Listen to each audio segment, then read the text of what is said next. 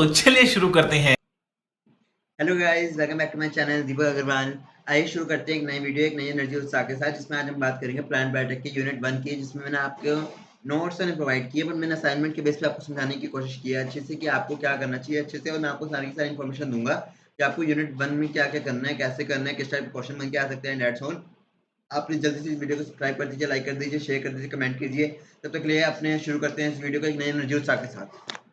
तो गाइस हमारे पास first question आ जाता है सेक्शन ए का। हमारे पास एक क्वेश्चन पेपर बन के आता है, जिसमें क्वेश्चन पेपर में हमारे पास 6 क्वेश्चन होते हैं 1 मार्क्स के।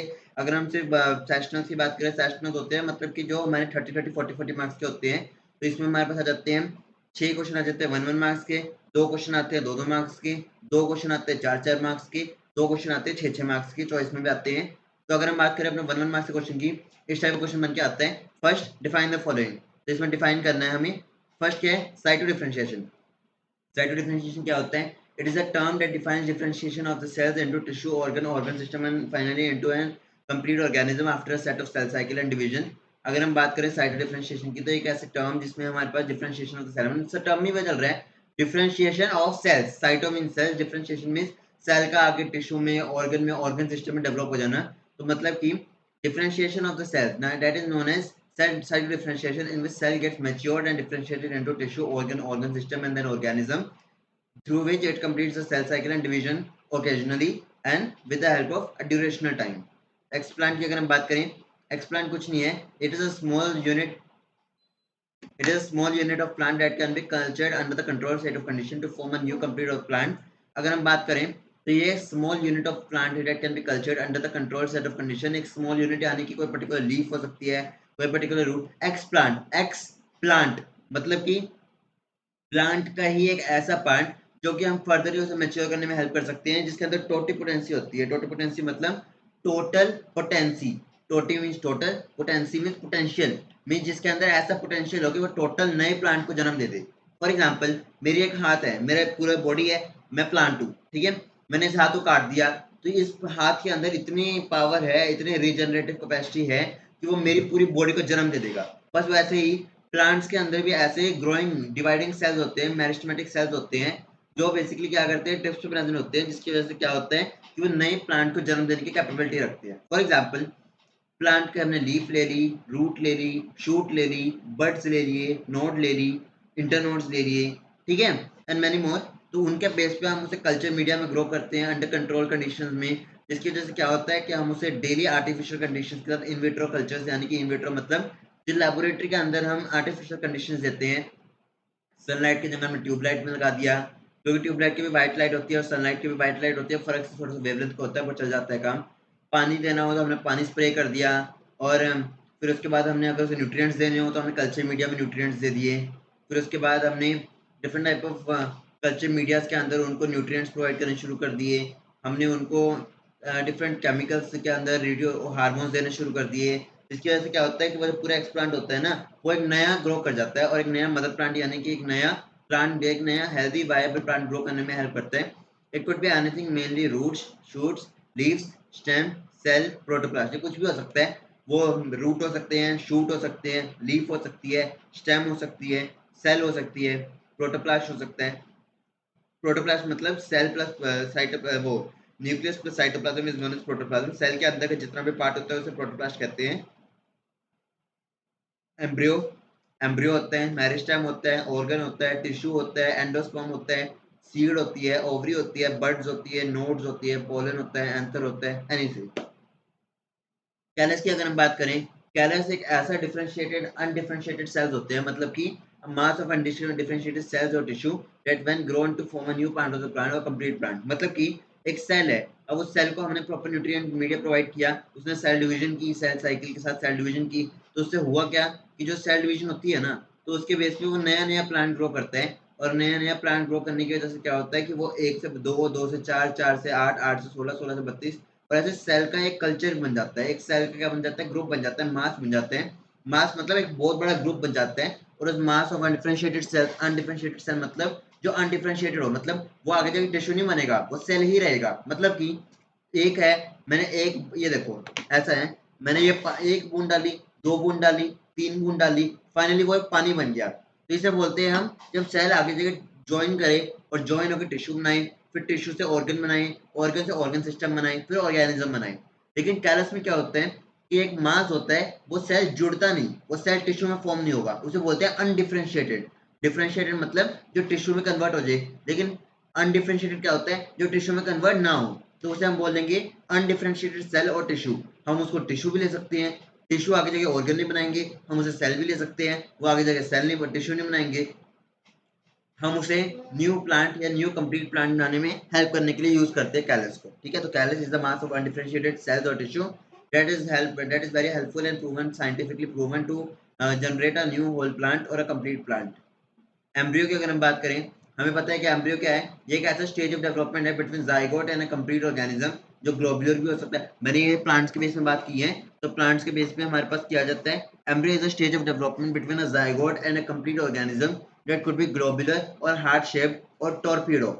ठीक है, जाइगोट और पूरा ऑर्गेनिज्म बनने के बीच में जो प्रोसेस आता है, जो स्टेज आता है, उसे हम बोलते हैं एम्ब्रियोनिक स्टेज। जिसे एम्ब्रियोनिक स्टेज में वो ग्लोबुलर भी बन सकता है, हार्ट शेप भी बन सकता है, टॉर्पीडो स्टेज भी बन सकते हैं, and many more. It is a bipolar structure. वो एक बायपोलर स्ट्रक्चर होता है, यानी कि दो पोल्स होते हैं, उसे बीच में से काटोगे तो नीचे अलग हो जाएगा, ऊपर वाला अलग हो जाएगा। अब आप कहोगे कि जो बीच में से काटेंगे तो अलग हो ही जाएगा ना। उनके दो पोल्स होते हैं, पोल्स मीन्स डबल मेरिस्टेम, यानी कि ऊपर से काटोगे तो ऊपर उसके शूट्स होंगी, नीचे से काटोगे तो उसके नीचे रूट्स होंगी, तो उसे मेरिस्टेम कहते हैं। मेरिस्टेम मतलब रैपिडली डिवाइडिंग सेल्स, जिन सेल्स की कैपेबिलिटी डिवाइडिंग कैपेसिटी जो होती है बहुत ज्यादा होती है, और क्या करते हैं जब हम उसे ग्रो करते हैं तो वो मतलब मेरिस्टेम जो होता है वो ऊपर भी प्रेजेंट होता है शूट्स पे, और नीचे भी प्रेजेंट होता है रूट्स पे। तो जिसे जो रूट्स पे प्रेजेंट होता है उसे हम बोलते हैं रूट एपिकल मेरिस्टेम। एपिकल मतलब जो एपिक्स पे प्रेजेंट हो, जो ऊपर ऊपर प्रेजेंट हो। ये देखो मेरी उंगली है, मेरी उंगली के ऊपर मेरिस्टेम प्रेजेंट होगा। ठीक है, तो इसे बोलते हैं मेरिस्टेम, एपिकल मेरिस्टेम। रूट में होगा तो रूट एपिकल मेरिस्टेम जिसे बोलते हैं आरएएम, और शूट में होगा तो जिसे बोलते हैं एसएएम, यानी कि शूट एपिकल मेरिस्टेम। डिफरेंशिएशन की अगर हम बात करें, आपने कहा क्या सर अभी हमने तो बात की। डिफरेंशिएशन मतलब it is a process in which a plant part either cell और tissue divides to form a new plant और अ कंप्लीट ऑर्गेनिज्म। ये एक ऐसा प्लांट प्रोसेस है जो आगे जाके क्या बनता है, सेल और टिश्यू बनाता है, और उसके बाद सीधा प्लांट ऑर्गेनिज्म बनाता है। अगर आपको याद हो तो हमने यहाँ पे भी किया है साइटो डिफरेंशिएशन, मतलब कि ऐसा टर्म जो डिफाइन करती है एक सेल को टिश्यू ऑर्गन ऑर्गन सिस्टम में बदलने की। और ये डिफरेंशिएशन है जो प्लांट के पार्ट को या फिर उसके सेल को या टिश्यू को डिवाइड करने में हेल्प करती है। सिंपल है, एक ही बात है। सेल क्या होता है, ये एक smallest unit of organism that is basically building और स्ट्रक्चरल और फंक्शनल यूनिट ऑफ लाइफ। ये एक ऐसी बिल्डिंग ब्लॉक्स ऑफ लाइफ है सेल्स, जो कि structural functional unit of life है। किसने सेल को डिफाइन किया था, जल्दी मुझे कमेंट करके बताएं। चलो मैं ही बताता हूँ, क्योंकि देखो मैं क्या हूँ, हर एक वीडियो में आपने देखा होगा, जो मेरे पुराने सब्सक्राइबर हैं, जो अब नए सब्सक्राइबर आने वाले हैं, उन्होंने मेरी पुरानी वीडियो देखेंगे ना, हर एक वीडियो में मैंने ऐसे ही बता रखा है। पहले मैं बोलता हूँ कमेंट करो, बाद में बोलता हूँ चलो मैं ही बता देता हूँ। बिकॉज आई डोंट वॉन्ट कि आपकी लाइफ में या आपकी स्टडीज में कोई भी ऐसा डाउट रह जाए और आप गूगल पे जाके सर्च करो, क्योंकि गूगल पे जाके कभी सर्च मत करना, खुद सर्च करने की कोशिश करो, बुक्स में सर्च करो, अपनी नॉलेजेबल थिंकिंग लगाओ, अपनी एडमिनिस्ट्रेटिव पावर से, एडमिनिस्ट्रेटिव मतलब ऑर्गेनाइजिंग पावर से ऑर्गेनाइज करो आंसर को, क्वेश्चन को बार बार पढ़ो, उसके बेस पे समझो कि क्या बोलने की कोशिश कर रहा है वो आपको, और उसके बेस पे समझने की कोशिश करो कि आपको आंसर कैसे करना चाहिए उसे। ठीक है, इसका आंसर है रॉबर्ट हुक। रॉबर्ट हुक ने 1665 में क्या किया था, सेल की डिस्कवरी की थी, जो कि एक डेड सेल था। लिविंग सेल की डिस्कवरी की थी एंटोन वॉन ल्यूनहुक ने, और जो न्यूक्लियस की स्टडी की थी रॉबर्ट ब्राउन ने, यानी कि डिस्कवरी की थी रॉबर्ट ब्राउन ने। और आगे जाके बहुत डिस्कवरीज हुई, जो पुरकिंजे ने प्रोटोप्लाज्म टर्म कॉइन की थी, फिर उसके बाद शेल्डन एंड शॉ ने सेल थ्योरी दी थी, रॉबर्ट वर्च्यू ने मॉडिफाइड सेल थ्योरी दी थी, एंड सो ऑन। हाँ, मैंने सेल चैप्टर में जाकर चेक करो, मैंने सेल चैप्टर की एक वीडियो बना रखी है, सेल बायोलॉजी की भी वीडियो बना रखी है, आप उसे जाकर चेक करोगे ना। जितने भी बीएससी स्टूडेंट्स हैं, जितने भी एमबीबीएस स्टूडेंट्स हैं, जितने भी पीएचडी स्टूडेंट्स हैं, आई डोंट केयर, मैं सबके लिए टॉपिक्स बनाता हूँ, सबके लिए रिव्यू पेपर्स बनाता हूँ, सबके लिए सब कुछ करता हूँ। तो आप सबके लिए इक्वल कंटेंट ही मिलेगा इस चैनल पे। आप मुझे please consider subscribe, like, share and view, सबको करो। व्यू मतलब इन से शेयर, सोशल मीडिया पर शेयर करो इसे जल्दी जल्दी, ताकि मुझे भी तो सपोर्ट मिले ना। आप सबको मैं सपोर्ट करता हूँ, मुझे भी सपोर्ट मिले, फैमिली तो बनाएंगे है ना, साथ में एक फैमिली बनाएंगे तो सब आगे मिलके चलेंगे है ना। और मैं पीछे कभी नहीं रहूंगा जब तक आप मेरे साथ रहोगे, और जब तक आप मेरे आगे रहोगे ना, मैं आपको हमेशा अच्छा अच्छा कंटेंट दूंगा। ठीक है, आप बस बताइए मुझे कि आप मुझे शेयर करेंगे, सब्सक्राइब करेंगे, कैसे बताएंगे, कमेंट कीजिए जल्दी, कि हम आपको जरूर सब्सक्राइब करेंगे, शेयर करेंगे, लाइक करेंगे। सब्सक्राइबर बढ़ने चाहिए। ठीक है, ग्रोथ रेगुलेटर्स की अगर हम बात करें, दीज आर द केमिकल और हार्मोन्स, ये जो केमिकल्स होते हैं या फिर हार्मोन्स होते हैं in a plant that either promote और retard the growth of the plant, जो कि या तो प्रमोट करते हैं या फिर प्लांट की ग्रोथ को रिटार्ड करते हैं। These are oxygen, plant growth hormones जो होते हैं या प्लांट ग्रोथ रेगुलेटर्स ऐसे हार्मोन्स या ऐसे केमिकल्स होते हैं जो या तो प्लांट के ग्रोथ को इंड्यूस करेंगे, बढ़ाएंगे, या फिर रिड्यूस करेंगे, घटाएंगे।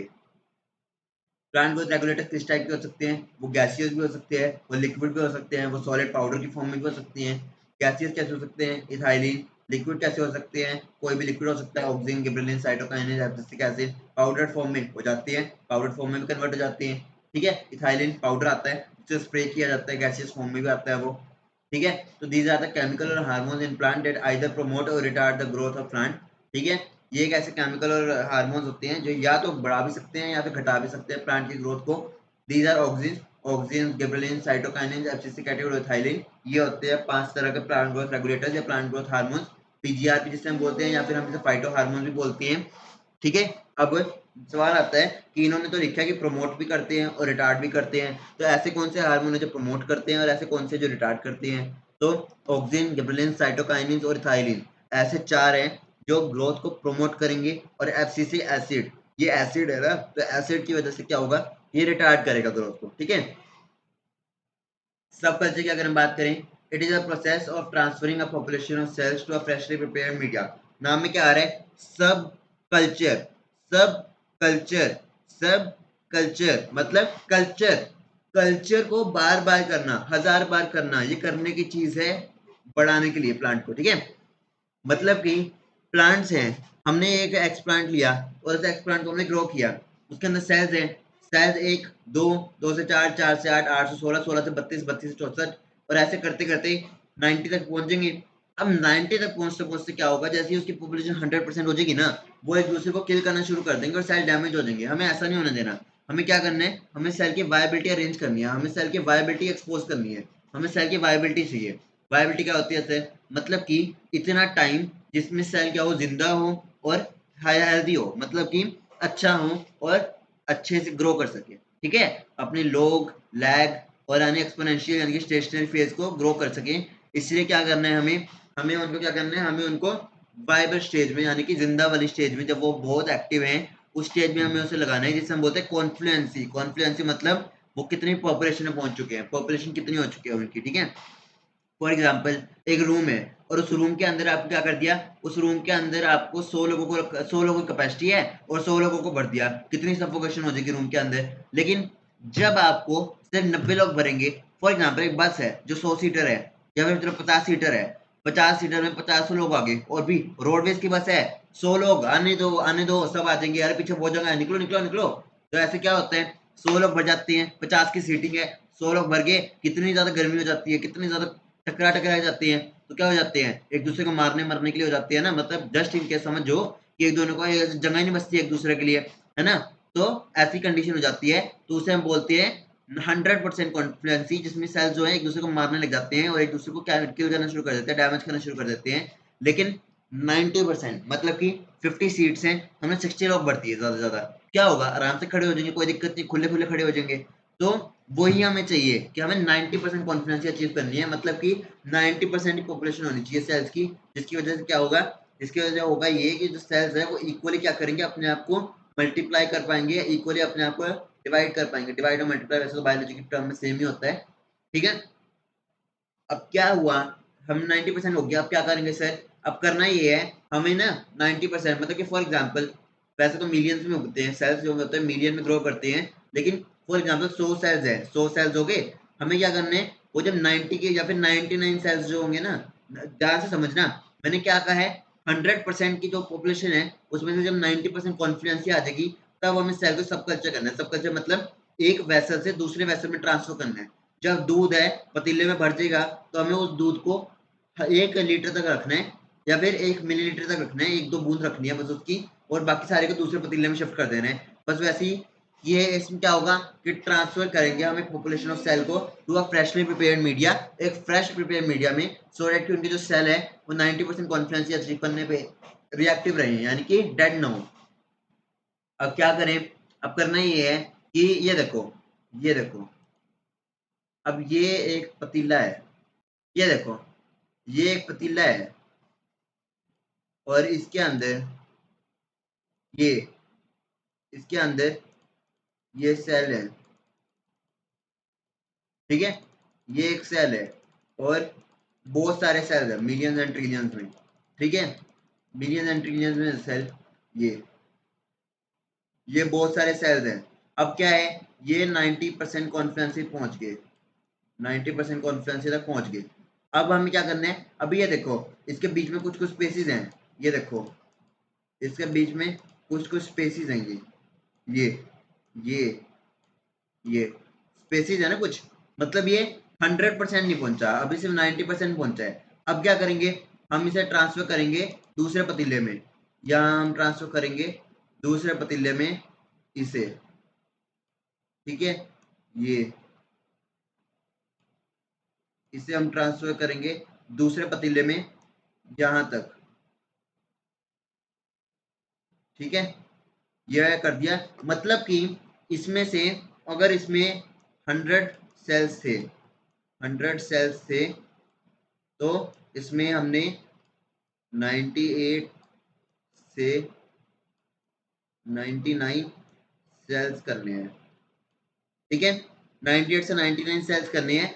बचेगा क्या, इसमें बचेगा एक सेल, इसमें बचेगा एक सेल। अब इस सेल को हम क्या करना है, फ्रेश मीडिया में डालना है, हमें इसमें क्या डालना है, फ्रेश मीडिया डालना है, ये हमें इसमें फ्रेश मीडिया डालना है, ये हम इसमें फ्रेश मीडिया डाल देंगे। अब ये फिर से ग्रो करेगा, 1 से 2, 2 से 4, 4 से 8, 8 से 16, 16 से 32, 32 से 64, ठीक है, फिर से ये 100 सेल बन जाएंगे। अब हमें फिर से क्या करना है, हमें फिर से इसे यहाँ से यहाँ पे करना है, ठीक है, 98, फिर हमें यहाँ आना है, फिर से हमें इसे क्या करना है, फिर से एक सेल रखना है, फिर हमें इसके अंदर क्या करना है, फिर से हमें इसके अंदर न्यूट्रिएंट मीडिया डालना है, फिर हमें ये करना है, और ऐसे साइकिल चलती रहेगी, ठीक है। ये फर्स्ट स्टेप, ये है सेकंड स्टेप,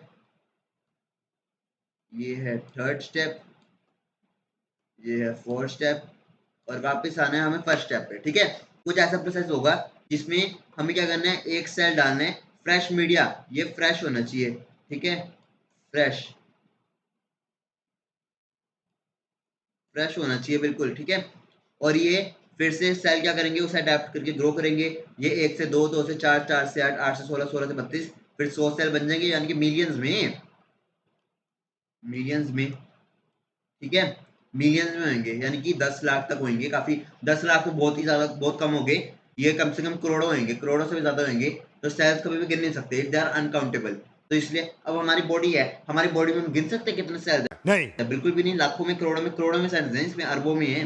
तो क्या करते हैं, ये मिलियन होते हैं, हमें इसमें से ना कुछ 99 मिलियन या फिर कुछ 99 मिलियन से ज्यादा सेल्स क्या करने हैं, अगले में शिफ्ट कर देने हैं, बीकर में, फ्रेश मीडिया में, ठीक है, नहीं सॉरी, ये दूसरे पतीले में शिफ्ट कर देने हैं, दूसरे बीकर में शिफ्ट कर देने हैं, या फिर किसी और में, और उसे हेल्दी रिक्वायरमेंट देनी है, हेल्दी इंक्यूबेशन देनी है, और उसके बाद उसे क्या करना है, उसके बाद उसमें फ्रेश मीडिया डालना है, जो 1% बचेगा ना, ये 1% बचेगा, उसमें क्या करना है, हमें फ्रेश मीडिया डालना है फिर से, और उस फ्रेश मीडिया को क्या करेंगे, हम इसमें रखेंगे, क्या रखेंगे, हम इसमें इंक्यूबेशन में रखेंगे, मतलब कि लाइट, टेम्परेचर, प्रेशर, इन सब में रखेंगे, जिसकी वजह से फिर से ग्रो करेंगे, 100 सेल बनाएंगे, ठीक है, समझ में आ गया तो लाइक करो जल्दी, ठीक है, ठीक है। अब आगे चलते हैं, different type of explant use in plant tissue culture, ये 2 मार्क्स के क्वेश्चन शुरू हो गए। 2 मार्क्स के क्वेश्चन में क्या आएगा हमारे पास, different type of explant use in plant tissue culture. अब ये क्या होता है सर, एक्सप्लांट हमने बात की, कौन कौन से एक्सप्लांट हो सकते हैं, root, shoot, stem, bud, node, anther, pollen, तो उसी हिसाब से काफी सारे एक्सप्लांट के बेस पे कल्चर भी हो सकते हैं। अगर आपसे पूछा कि how many cultures are there, तो उसमें हम कुछ बताएंगे इसके बेस पे, मैं आपको उस पर भी आऊंगा अभी। Different type of explant use in plant tissue culture की अगर हम बात करें, तो एक्सप्लांट की बात करें तो ये आ जाती है, एक है हमारे पास pollen culture, pollen explant, pollen हो जाते हैं ना प्लांट के, जो पोलन होते हैं वो, एंथर हो जाते हैं, ovary, seeds, buds, nodes, cells, protoplast, embryo, meristem, organ, tissue, endosperm, organ के अंदर स्टेम, शूट, रूट, ठीक है। तो ऑर्गेनोजेनेसिस या फिर ऑर्गन में जब हम बात करेंगे तो हम इनकी बात करेंगे, स्टेम, शूट, रूट की। बाकी में आ जाते हैं bud, node, pollen, seed, anther, ovary, हर एक चीज आ जाएगी, जो जितने भी आप जानते हो ना प्लांट्स के बारे में। अब आंखें बंद करो, गिनो इसे कितने हैं, 1 2 3 4 5 6 7 8। जब भी आपको याद करना है ना, गिन लिया करो कितने टाइप्स हैं, गिन लो कितने टाइप्स ऑफ एक्सप्लांट है, गिन लो 1 2 3 4 5 6 7 8 9 10 11 12 13। ठीक है 13 है। चलो अब 13 है, शुरू करते हैं। एक मैं उस तरह देखूंगा और ट्राई करूंगा कि उसकी तरफ ना देखूं, कम भी कुछ कुछ देखना पड़े कोई दिक्कत नहीं है, हम ज्यादा से ज्यादा अपने आराम से करने की कोशिश करेंगे। ठीक है कितने एक्सप्लांट हो सकते हैं हमारे पास, 13 हो सकते हैं। कौन कौन से, एक हो सकता है हमारे पास बर्ड हो सकता है, एक हो सकता है हमारे पास नोड हो सकता है। फूल को देखो, एक प्लांट को इमेजिन करो, एक प्लांट को इमेजिन करो।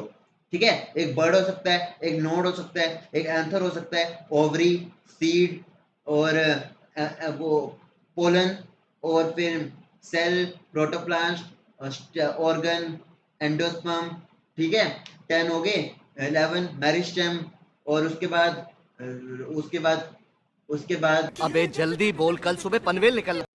फ्लावर हो सकता है, फ्लावर तो नहीं हो सकता, एम्ब्रियो और टिश्यू। ठीक है ऐसे हो सकते हैं हमारे पास 3। This represents that this explant can be used to culture under isolated condition.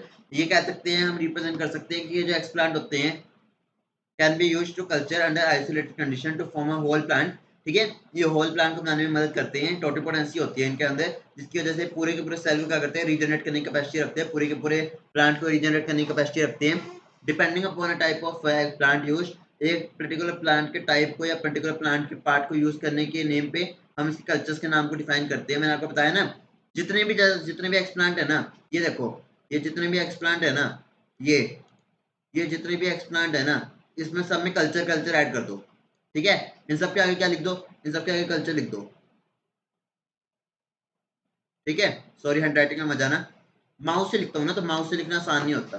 Culture की अगर हम बात करें तो कल्चर लिख दो इन सब के आगे, bird culture, node culture, pollen culture, seed culture. मैं बताऊंगा अभी क्या करना है, फिक्र मत करो, आप डरते क्यों हो। ठीक है और अगर नहीं डर रहे तो कोई बात नहीं, यस। ठीक है अच्छा, बर्ड कल्चर, नोड कल्चर, कितने टाइप के कल्चर हो सकते हैं हमारे पास, हमारे पास हो सकते हैं जितने भी एक्सप्लांट है ना, 13 एक्सप्लांट है तो 13 ही कल्चर होंगे। एक होगा हमारे पास बर्ड कल्चर, एक होगा node culture, pollen culture, anther culture, seed culture, ovary culture, cell culture, protoplast culture, embryo culture, meristem culture, organ culture, tissue culture, endosperm culture. अब क्या होता है सर ये, देखो हमारे पास आगे बताता हूँ मैं आपको। अब प्लांट ग्रोथ रेगुलेटर्स का पूछ रहे हैं, तो क्या है मैं आपको बताता हूँ अभी। ठीक है आगे जाकर हम इसको प्रोसेस डिस्कस करेंगे।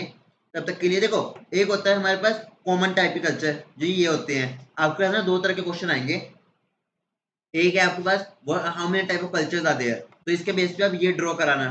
ठीक है लेकिन अगर आपसे पूछते हैं डिफाइन ओवरी कल्चर, तो ओवरी कल्चर को डिफाइन करना है, या फिर डिफाइन एम्ब्रियो कल्चर, तो ये आपके पास स्पेसिफिक टॉपिक आता है, स्पेसिफिक टॉपिक आता है आपके पास, जिसकी वजह से क्या होगा, आपको एक पर्टिकुलर जो हो डेफिनेशन है वो लिखनी पड़ेगी, वो मैं आपको बताऊंगा।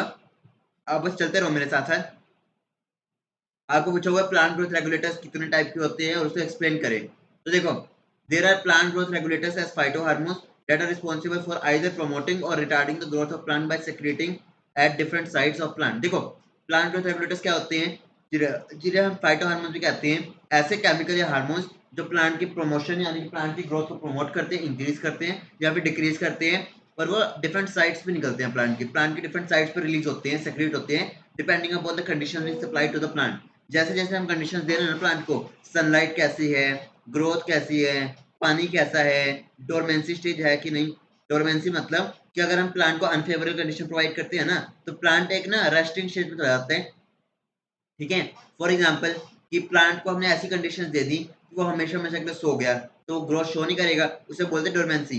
ठीक है तो रेस्टिंग स्टेज, ऐसी रेस्टिंग स्टेज जिसमें प्लांट की जो ग्रोथ होती है वो स्टॉप हो जाती है, तो स्टॉप होने की वजह से वो डोरमेंसी कहलाता है, डोरमेंसी स्टेज। ठीक है आपने देखा होगा कि एक प्लांट काफी टाइम से ऐसा का ऐसे ही पड़ा हुआ है, मुरझा रहा है, लेकिन कुछ प्लांट होते हैं जो हेल्दी तो रहते हैं लेकिन वैसे के वैसे ही रहते हैं, सीड्स ग्रो करने वाले थे, ग्रो ही नहीं करते।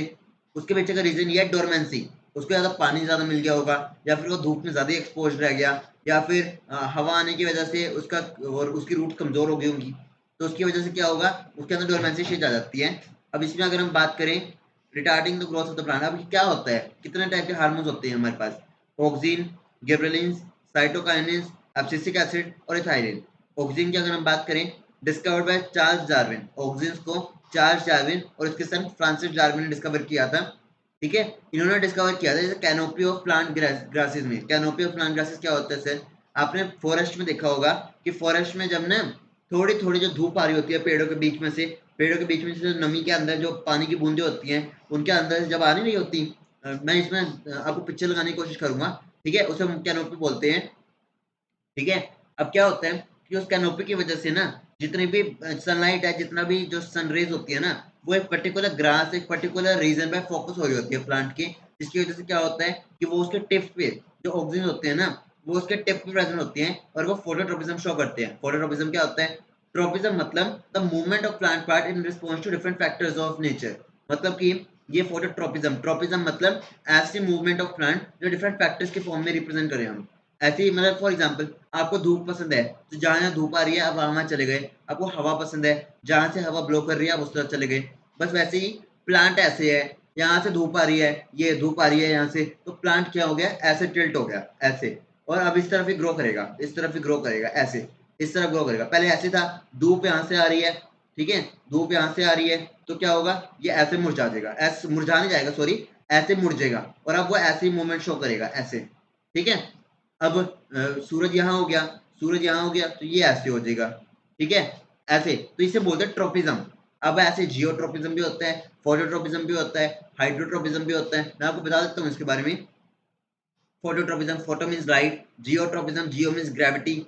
ठीक है, प्लांट को जैसे ग्रेविटी खींचेगी उसके बेस पे डिपेंड करता है वो कि कौन से फैक्टर ज्यादातर मजबूत है। रूट्स के लिए जियोट्रोपिज्म ज्यादा होगा, शूट्स के लिए सनलाइट ज्यादा हो गई, और रूट्स के अंदर जो स्टेम्स होते हैं या फिर रूट होती हैं उनके लिए पानी भी ज्यादा हो सकता है। पानी देते हैं तो पानी ज्यादा हो गया कम हो गया वो भी मैटर करता है। ठीक है, तो ऐसे ही होता है। तो ऑक्सीजन होते हैं इनमें प्रेजेंट। ऑक्सीजन मतलब ऐसे प्लांट हार्मोन्स जो कि हमारे रूट इंडक्शन अगर हम उनको दें तो उनका फंक्शन क्या है ऑक्सीजन का? वो रूट इंडक्शन, रूट के बढ़ाने में हेल्प करते हैं, रूट्स को इंक्रीज करने में हेल्प करते हैं, इसलिए ऑक्सीजन का सॉल्यूशन भी आता है। ठीक है, सेल इलोंगेशन, सेल को बढ़ाने में, सेल को इलोंगेट यानी कि मजबूत करने में हेल्प करते हैं, और सेल को क्या करते हैं? सेल को बढ़ाने में यानी कि ग्रोथ में हेल्प करते हैं। ट्रोपिज्म, वो ग्रोथ डिवीजन की फॉर्म में नंबर में भी हो सकती है, साइज में भी हो सकती है। ट्रोपिज्म, ट्रोपिज्म शो करते हैं। ट्रोपिज्म मतलब कि फोटोट्रोपिज्म मैं आपको बता चुका हूँ। सेल ग्रोथ, सेल ग्रोथ भी हो सकती है। सेल ग्रोथ में या तो नंबर में इंक्रीज करेंगे या फिर वो साइज में इंक्रीज करेंगे। ठीक है, सम ऑफ द नेचुरल ऑक्सीजन है। नेचुरल ऑक्सीजन की बात करें, आईएए, ये बहुत क्वेश्चन पूछा जाता है एग्जाम में 1 मार्क्स में। आईएए मतलब इंडोल एसिटिक एसिड, आईबीए मतलब इंडोल ब्यूटायरिक एसिड, और आर्टिफिशियल ऑक्सीजन की अगर हम बात करें 2,4-D मतलब 2,4-डाइक्लोरोफिनॉक्सी एसिटिक एसिड। ठीक है, डाइक्लोरोफिनॉक्सी एसिटिक एसिड। ठीक है, 2,4-T, 2,4-ट्राइक्लोरोफिनॉक्सी एसिटिक एसिड। मैं आपको इसका नाम लिख के दे दूंगा यहाँ स्क्रीन पे। जिब्रेलिन की अगर हम बात करें, जिब्रेलिन को एरविन कर्सोवा ने डिस्कवर किया था बकैनी डिसीज के तौर पे। क्या हुआ था ना, एक ना टाइम की बात है, एक टाइम की जब ना ये जिब्रेलिन जो एरविन कर्सोवा है ना, ये ना खेतों के पास से जा रहे थे, और इन्होंने क्या ऑब्जर्व किया कि जो खेतों में ना जो कोन्स है ना, जो मक्का है या फिर जो वो होती है ना मक्की के दाने, वो क्या है, ग्रो करने के बजाय ऐसे चौड़े हो रहे हैं। चौड़े मतलब साइडों में ग्रो कर रहे हैं, साइडों में कुछ ज्यादा बड़े हो गए, कुछ ज्यादा छोटे हो गए। तो ऐसा होता है कि एरविन कर्सोवा ने नोटिस किया कि ये प्लांट जो है इतने छोटे या इतने बड़े कैसे हो गए एकदम से। मतलब ज्यादातर क्या होता है ना, प्लांट की जो हाइट होती है वो ऑलमोस्ट सेम होती है। जो हमारे एग्रीकल्चर बैकग्राउंड से हैं या फिर जो हमारे किसान दोस्त देख रहे हैं, हमारे फार्मर्स दोस्त या हमारे फार्मर्स देख रहे हैं, उनको पता होगा, या फिर जो नहीं भी फार्मर है लेकिन जिनको नॉलेज है वो देख रहे होंगे, उनको पता होगा कि जो प्लांट्स होते हैं ना वो मोस्टली एक ही हाइट पे ग्रो करते हैं, एक ही हाइट पे। पर जब इन्होंने क्या देखा एरविन कर्सोवा ने कि जो हमारे प्लांट्स है ना वो कुछ ज्यादा बड़े हो गए और कुछ ज्यादा ही छोटे हो गए। उसके पीछे का रीजन क्या है? उसके पीछे का ये रीजन है कि एरविन कर्सोवा बकैनी डिसीज मतलब बकैनी डिसीज मतलब फुली सीडलिंग डिसीज इसे कहते हैं। फुली सीडलिंग मतलब कुछ सीड्स जो ज्यादा ही बड़े हो जाते हैं, कुछ सीड्स जो ज्यादा छोटे रह जाते हैं। It is obtained from fungus Gibberella fujikuroi. ऐसे फंगस जिसे जिब्रेला फुजिकोराई कहते हैं, जिब्रेला फुजिकोराई। ठीक है, उसके नाम पे पड़ा ये नाम गिब्रेलिंस। हुआ क्या, फंगस है तो पहले तो जो बीट थी सीड से सीड बो दिए ग्राउंड में। अब क्या किया कि जो जिब्रेला फुजिकोराई फंगस है ना उसने उन सीड्स पे अटैक किया, तो उसके बेस पे क्या हुआ, जो सीडलिंग है वो कुछ ज्यादा ही बड़े हो गए और कुछ सीडलिंग जो है वो बहुत ही कम हो गए, जिसकी वजह से क्या हुआ कि जो सीड्स है ना वो बढ़ने लग गए। कुछ जो है ज्यादा ही छोटे रह गए, जिनमें अटैक नहीं किया था वो छोटे रह गए, और जो ज्यादा जिन पे अटैक किया था वो ज्यादा बड़े हो गए। तो उससे क्या हुआ, जर्मिनेशन ऑफ सीड्स जल्दी हुई, मतलब कि सीड्स फूटने जल्दी लगे, इलोंगेशन होने लगी, मतलब सेल्स जो है वो हाइट में बड़े होने लगे, जो प्लांट्स है वो हाइट में बड़े होने लगे। फ्लावरिंग जो है, मतलब कि फ्लावरिंग मतलब जो फूल उगने लगे वो जल्दी जल्दी उगने लगे। लेटरल ग्रोथ मतलब साइडों में, ऊपर तो नहीं उग रहे थे, साइडों में ग्रोथ ज्यादा हो रही थी, मतलब ऐसे साइड में ग्रो कर रहे थे, ऐसे साइड में ग्रो कर रहे थे। तो इसके पीछे का रीजन क्या था, जिब्रेलिन्स। मतलब जब उन्होंने ये देखा, ये अरविंद करसोवा ने, कि ये बकाना डिजीज हुआ क्यों, उसने उनके पीछे रीजन पाया कि ये फंगस की वजह से हुआ, जिसका नाम है जिब्रेला फुजीकुराई। और जिब्रेला फुजीकुराई के अंदर ऐसी कंडीशंस, ऐसे वो थे, रेगुलेटर्स थे, ऐसे के ऐसे एंजाइम्स थे जो कि प्लांट की ग्रोथ के लिए रिस्पॉन्सिबल थे, जर्मिनेशन और सीड के लिए रिस्पॉन्सिबल थे, इलोंगेशन के लिए थे, फ्लावरिंग के लिए रिस्पॉन्सिबल थे, और लेटरल ग्रोथ के लिए रिस्पॉन्सिबल थे। जिसकी वजह से क्या हुआ कि जो जिब्रेलिन्स जो उन्होंने देखा ना, तो उन्होंने उसी के एंजाइम्स को in the form of solution, in the form of hormone की फॉर्म में यूज किया। तो उसके बेस पे क्या हुआ, उन्होंने उसका नाम जिब्रेलिन्स दे दिया। ठीक है, जिब्रेला फुजीकुराइसिस जिब्रेलिन्स, जिब्रेला जिब्रेलिन्स। ठीक है, तो ऐसे नाम पड़ गया जिब्रेलिन्स। अब साइटोकाइनेंस की स्टोरी पढ़ते हैं। साइटोकाइनेंस को फोल्क स्कूप और हिज कलीग्स, फोल्क स्कूप नाम के एक साइंटिस्ट, जिनके कलीग्स, जो कॉलेज में उनके कलीग्स थे, उन्होंने 1950 में क्या किया, काइनेटिन डिसीज को स्टडी किया, डिसीज ने सॉरी काइनेटिक एंजाइम को स्टडी किया, काइनेटिन। ठीक है, काइनेटिन एंजाइम को स्टडी कर रहे थे फ्रॉम सैल्मन स्पर्म डीएनए। ठीक है, सैल्मन यानी कि आई थिंक ये लिजर्ड का नाम होता है, एक छिपकली का नाम होता है, उसके डीएनए को स्टडी कर रहे थे। और उसके पता नहीं, मुझे पक्का याद नहीं है, वो शायद डिसीज, वो शायद या तो लिजर्ड छिपकली का नाम था, या फिर शायद मछली का नाम था। आप कमेंट भी करके बताओ जाए एक बार। ये मुझे ज्यादातर ये फिश का नाम लगता है, फिश का नाम है, मैं अभी श्योर नहीं हूँ, पर मुझे ज्यादातर आइडिया फिश का है। शायद फिश की स्टडी कर रहे थे, और फिश की स्टडी करने पे सैल्मन एक फिश है, और सैल्मन एक फिश है जिसका स्पर्म डीएनए चेक कर रहे थे, वो स्पर्म्स के बेस पे चेक कर रहे थे। एंड पता नहीं, मेरे को तो डाउट हो रहा है सैल्मन क्या था, अगर आपको पता चले तो प्लीज कमेंट कर देना। सैल्मन स्पर्म डीएनए, सैल्मन एक ऑर्गेनिज्म है जिसके स्पर्म के अंदर जो डीएनए होता है, जेनेटिक मटेरियल होता है, उसको स्टडी कर रहे थे। And botanically found in zeatin, और बोटनिकली उन्होंने फाउंड किया zeatin and found in coconut milk. और उन्होंने एक जिएटिन नाम का केमिकल या जिएटिन नाम का कंपाउंड था, उसे ढूंढ निकाला, जो कि कोकोनट मिल्क में पाया जाता है। देखो क्या है ना, क्या हुआ था कि फोर्ब्स स्कूप एक साइंटिस्ट हैं, उनके कलीग्स 1950 के अंदर पहले तो काम कर रहे थे काइनेटिन पे, लेकिन एकदम से उनको सैल्मन फिश पे, यानी कि सैल्मन फिश है कि नहीं मुझे नहीं पता, पर सैल्मन एक ऑर्गेनिज्म है जिसके ना स्पर्म के डीएनए को चेक कर रहे थे, लेकिन उन्होंने काइनेटिन तो नहीं पाया, लेकिन काइनेटिन की जगह उन्होंने क्या पा लिया, जिएटिन नाम का एक केमिकल पा लिया, जिएटिन नाम का एक कंपाउंड पा लिया, जो कि कोकोनट मिल्क में भी पाया जाता है। दे आर रिस्पॉन्सिबल, और वो किसके लिए रिस्पॉन्सिबल थे, उसके अंदर वो सेल डिवीजन जल्दी जल्दी करते थे। ये जो ऑर्गेनिज्म है ना, इसके अंदर जिएटिन था, तो उसके लिए जो स्पर्म्स थे वो बहुत हाई नंबर पे बनते थे, तो सेल डिवीजन के लिए रिस्पॉन्सिबल थे। शूट फॉर्मेशन, वो शूट इंडक्शन के लिए रिस्पॉन्सिबल थे। उनकी जो शूट शूट ऊपर वाला हिस्सा होता है, रूट नीचे वाला हिस्सा होता है। जो रूट जो अंडरग्राउंड होता है वो रूट होती है, और जो अपर ग्राउंड होता है यानी कि जो हाइपर जो ऊपर होता है वो शूट होते हैं। ठीक है, induce shoot formation. Retard senescence, retard senescence मतलब पत्तों का झड़ना, पत्तों को झड़ने को बोलते हैं सेनिस्केंस, या फिर डेथ स्टेज, प्लांट के डेथ, एजिंग, इसको रोकने के लिए रिटार्ड करते हैं, मतलब प्लांट जल्दी मरते नहीं।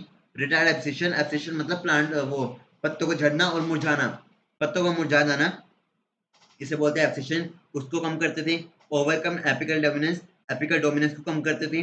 फीमेलनेस इंडक्शन, फीमेलनेस को यानी कि जो प्लांट के फीमेल कैरेक्टर्स हैं उनको इंड्यूस करते थे, बढ़ाते थे। इनिशिएशन ऑफ प्लांट ऑर्गन को इंक्रीज करते थे। एब्सिसिक एसिड, एब्सिसिक एसिड की अगर हम बात करें, वो डिस्कवर किया था एडिकोट ने। एडिकोट एक साइंटिस्ट हैं जिन्होंने कॉटन बोल्स के अंदर स्टडी किया। उन्होंने पाया कि weakly acidic stress hormone that is only antagonistic hormone.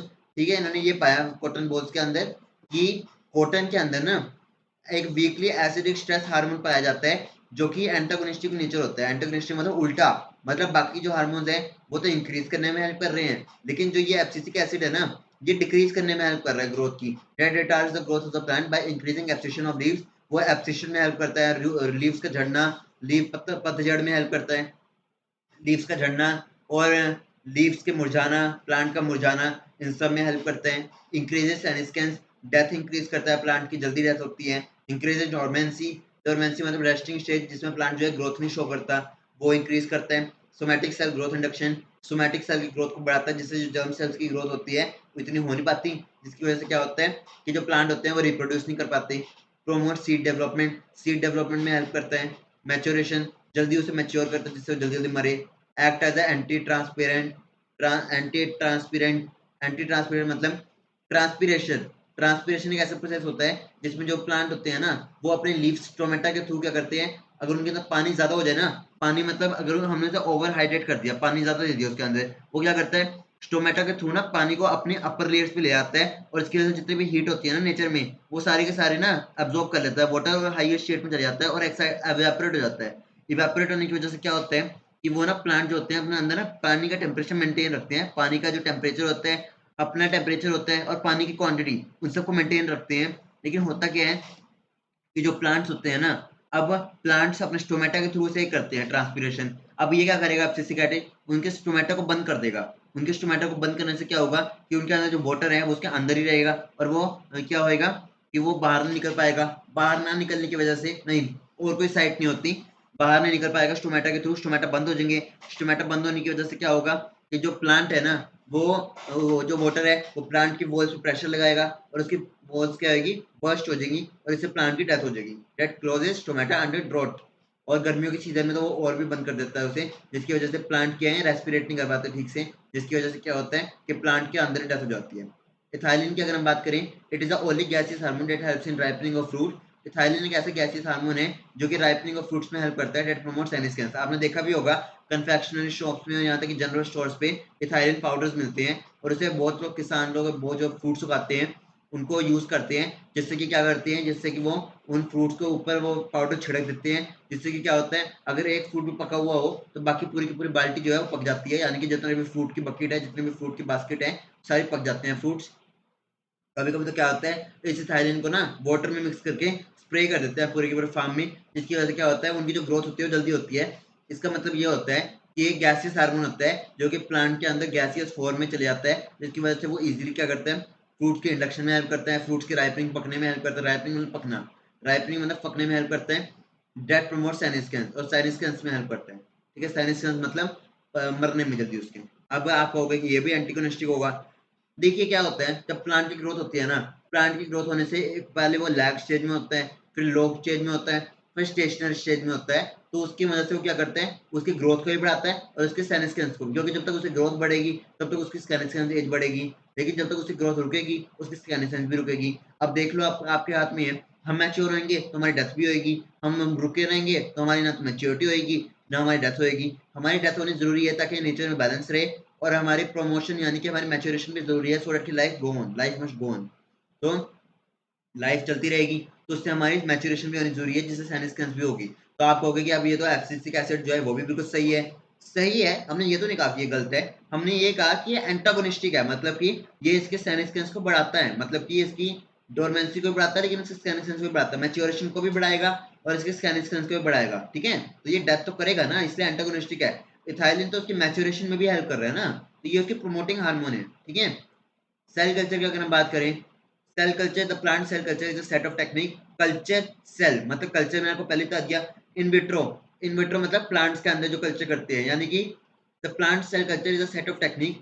Plant cell culture क्या होता है, एक ऐसी इन विट्रो टेक्निक जिसमें हम पर्टिकुलर सेल को अंडर लेबोरेटरी कंडीशंस उगाते हैं। ठीक है, कहना क्या चाहता हूँ ना मैं, सेल कल्चर मतलब ऐसी कंडीशंस, ऐसी in vitro conditions of cell जिसमें क्या होता है प्लांट्स को हम एसेप्टिक स्टेरिलाइज्ड कंडीशन में उगाते हैं। स्टेरिलाइज्ड मतलब उसको डिसीज फ्री कंडीशन में उगाते हैं, डिसीज फ्री कंडीशन में उसको ग्रो करते हैं। ठीक है, cell culture is the set of technique in which there is an in vitro propagation and maintenance of cell under isolated and aseptic conditions for the maturation of the cell and growth and development। ठीक है, मतलब कि cell culture क्या होता है, ज्यादा confuse होने की जरूरत नहीं है। कल्चर जहां पे भी आ गया ना समझ जाना, वहां पे इन विट्रो आ गया। इन विट्रो मतलब इन विट्रो मतलब इन द आर्टिफिशियल कंडीशन, और अगर इन विवो तो आ गया बॉडी के अंदर। ठीक है, तो इन विट्रो मतलब लेबोरेटरी के अंदर एक सेल निकाला मेरी बॉडी से, उसे हमने लेबोरेटरी के अंदर केमिकल्स के अंदर रख दिया। अब वो केमिकल्स अच्छे भी हो सकते हैं बुरे भी हो सकते हैं।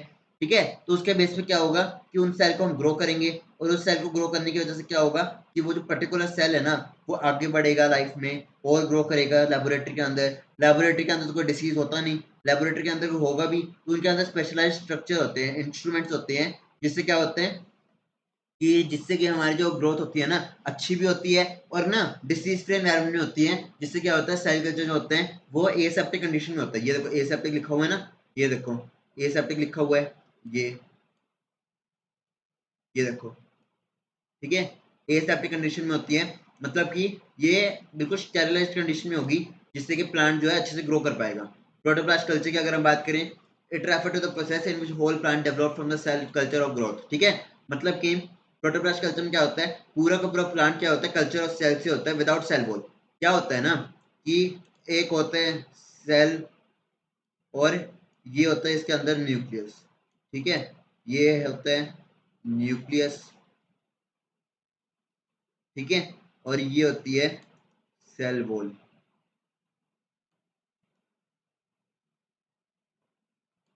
ठीक है, ये होती है सेल वॉल और इस पूरे को बोलते हैं सेल,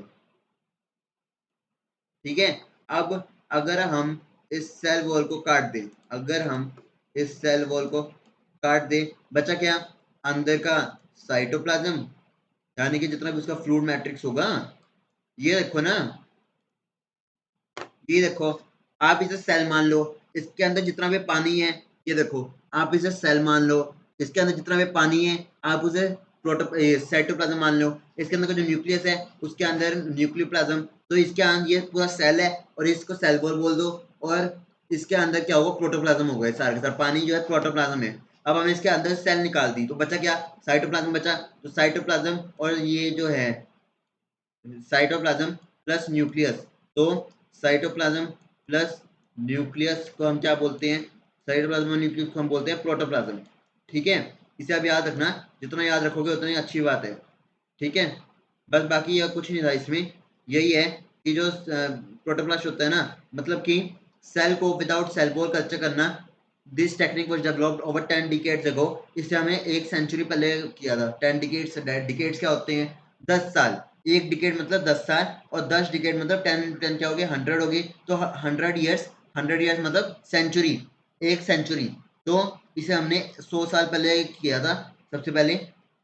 और उसके बाद क्या हुआ, this technique was developed over 10 decades ago, जिसकी वजह से क्या हुआ, ये प्रोटोप्लास्ट टेक्निक आज भी बहुत काम में आती है, जिसमें हम क्या करते हैं सेल वॉल को क्या कहते हैं डिग्रेड कर देते हैं कुछ एंजाइम्स की मदद से, सेलुलेज हो गया, पैक्टिनेज हो गया, या फिर काफी होते हैं एंजाइम्स होते हैं, मैसरो एंजाइम हो गया, ये प्लांट में यूज होते हैं, प्लांट्स के हार्मोन्स में, जिसकी वजह से क्या होता है कि जो ना प्लांट होते हैं वो उनकी जो सेल वॉल होती है हम उसे ना डिग्रेड कर देते हैं, उसके अंदर का जितना भी सेल वॉल के अंदर का जितना भी साइटोप्लाज्म और प्रोटोप्लाज्म बचता है, साइटोप्लाज्म प्लस न्यूक्लियस को प्रोटोप्लाज्म बोलते हैं, तो प्रोटोप्लाज्म बचता है, उसे हम क्या करते हैं, उसे हम ग्रो करते हैं कल्चर मीडिया में, और इसकी वजह से क्या होता है हम 1 से 2, 2 से 4, 4 से 8 सेल बनाते हैं, सेल वॉल बाद में रीजनरेट कर जाती है, उसकी कोई टेंशन नहीं है, सेल वॉल बाद में रीजनरेट कर जाती है, ठीक है। तो पहले प्रोटोप्लाज्म बन जाएगा, 1 से 2 प्रोटोप्लाज्म बन जाएंगे और फिर उसमें एक सेल बन जाएगा, 2 सेल बन जाएंगे, ठीक है। ऑर्गेनोजेनेसिस की अगर हम बात करें, नाम में क्या है ऑर्गेनोजेनेसिस, जो 10th क्लास से आए हैं या +2 से आए हैं उनको पता होगा, गैमीटोजेनेसिस, गैमीटोजेनेसिस मतलब फॉर्मेशन ऑफ गैमीट्स, ऑर्गेनोजेनेसिस मतलब फॉर्मेशन ऑफ ऑर्गन्स, जेनेसिस मतलब फॉर्मेशन, ठीक है। तो ऑर्गेनोजेनेसिस मतलब formation of organs, this is the terminology drive from two words organ plus genesis, मतलब फॉर्मेशन ऑफ ऑर्गन्स, स्मॉल और एक्सप्लांट ऑफ प्लांट, ठीक है, फ्रॉम स्मॉल एक्सप्लांट, एक पर्टिकुलर एक्सप्लांट से ऑर्गन का बन जाना, इसे हम बोलते हैं ऑर्गेनोजेनेसिस। ये दो टाइप की हो सकती है, एक होती है डायरेक्ट ऑर्गेनोजेनेसिस और एक होती है इनडायरेक्ट ऑर्गेनोजेनेसिस। डायरेक्ट ऑर्गेनोजेनेसिस क्या होती है, जिसमें कोई भी कैलस फॉर्मेशन की इन्वॉल्वमेंट नहीं होती, ठीक है। एक है कि सेल बने, कैलस बनेगा, सेल कैलस क्या था, जल्दी कमेंट करो, कैलस था कि जितने भी अनडिफरेंशिएटेड मास ऑफ सेल होते हैं ना, उसे हम क्या करते हैं अंडर आर्टिफिशियल कंडीशंस ग्रो करते हैं ताकि वो एक नया ऑर्गन फॉर्म कर सके। मेनली जो होता है ना कैलस ही होता है जिसे हम डिफरेंशिएशन में यूज करते हैं, ठीक है, लेकिन इसके अंदर कुछ कैलस तो होगा नहीं, तो इससे हम क्या कर लेंगे डायरेक्ट प्लांट बना लेंगे। वो कैसे बनाएंगे सर, बताता हूँ। क्या कहेंगे ना, पहले हमारे पास क्या होगा इसमें ना, डायरेक्ट है मतलब कि नो, ये देखो ये इन डायरेक्ट ऑर्गेनोजेनेसिस है, इसे इनडायरेक्ट मत पढ़ लेना, ठीक है। ये देखो ये इन डायरेक्ट ऑर्गेनोजेनेसिस है, ठीक है, ये इन डायरेक्ट और ये है इनडायरेक्ट। ठीक है, कहीं से भी इनडायरेक्ट समझ लो। Indirect organogenesis there is no involvement of callus in development of organs like root shoot. इसमें क्या होता है ना, इसमें डायरेक्ट ऑर्गेनोजेनेसिस होती है, मतलब कि इसमें कैलस की कोई जरूरत नहीं होती, जिसकी वजह से क्या होता है, हम directly stem root shoot organs की फॉर्मेशन कर लेते हैं। But directly conversion of explant to root and shoot formation takes place. जिसमें क्या होता है, डायरेक्ट एक्सप्लांट से रूट और शूट में क्या करती है, जनरेशन टेक्स प्लेस करती है, फॉर्मेशन टेक्स प्लेस करती है। बट अगर हम इनडायरेक्ट की बात करें, इनडायरेक्ट में there is involvement of callus. एक होता है कि हम सीधा चलें, एक होता है कि हम घूम के आए। ठीक है, तो किसमें टाइम ज़्यादा लगेगा, ऑफ कोर्स इसमें टाइम ज़्यादा लगेगा। तो क्या हुआ, इसमें टाइम कम लगेगा, ये देखो बस एक ही तो डिस्टेंस कवर करना है। ठीक है, तो ये पास पड़ेगा। इसका ये मतलब है कि जितने भी ये जो पर्टिकुलर डायरेक्ट ऑर्गेनोजेनेसिस होती है ये कम टाइम में हो जाती है, और जो ये इनडायरेक्ट होती है ये ज़्यादा टाइम में हो जाती है। लेकिन होती दोनों इक्वल टाइम वे में है, इक्वल टाइम में, सॉरी इक्वल वे में होती है। डायरेक्ट में क्या होगा, इन्वॉल्वमेंट ऑफ कैलस नहीं होगी, और इनडायरेक्ट में क्या होगा, कैलस फॉर्मेशन होगी। ठीक है, अभी आएगा 6 मार्क्स में आएगा, धीरे धीरे करो, अभी एकदम से थोड़ा ना करता है कुछ, एकदम से नहीं होता कुछ। कैलस कल्चर की अगर हम बात करें, ये इन vitro maintenance and propagation of callus है अनमास और डिफरेंशिएटेड सेल्स, जिसे हम कैलस बोलते हैं, under isolated artificial conditions under combination of oxygen and cytokinins. याद रखना, ऑक्सीजन जो है वो रूट इंडक्शन में काम करते हैं। देखो, जो ऑक्सीजन हैं वो रूट इंडक्शन में हेल्प करता है।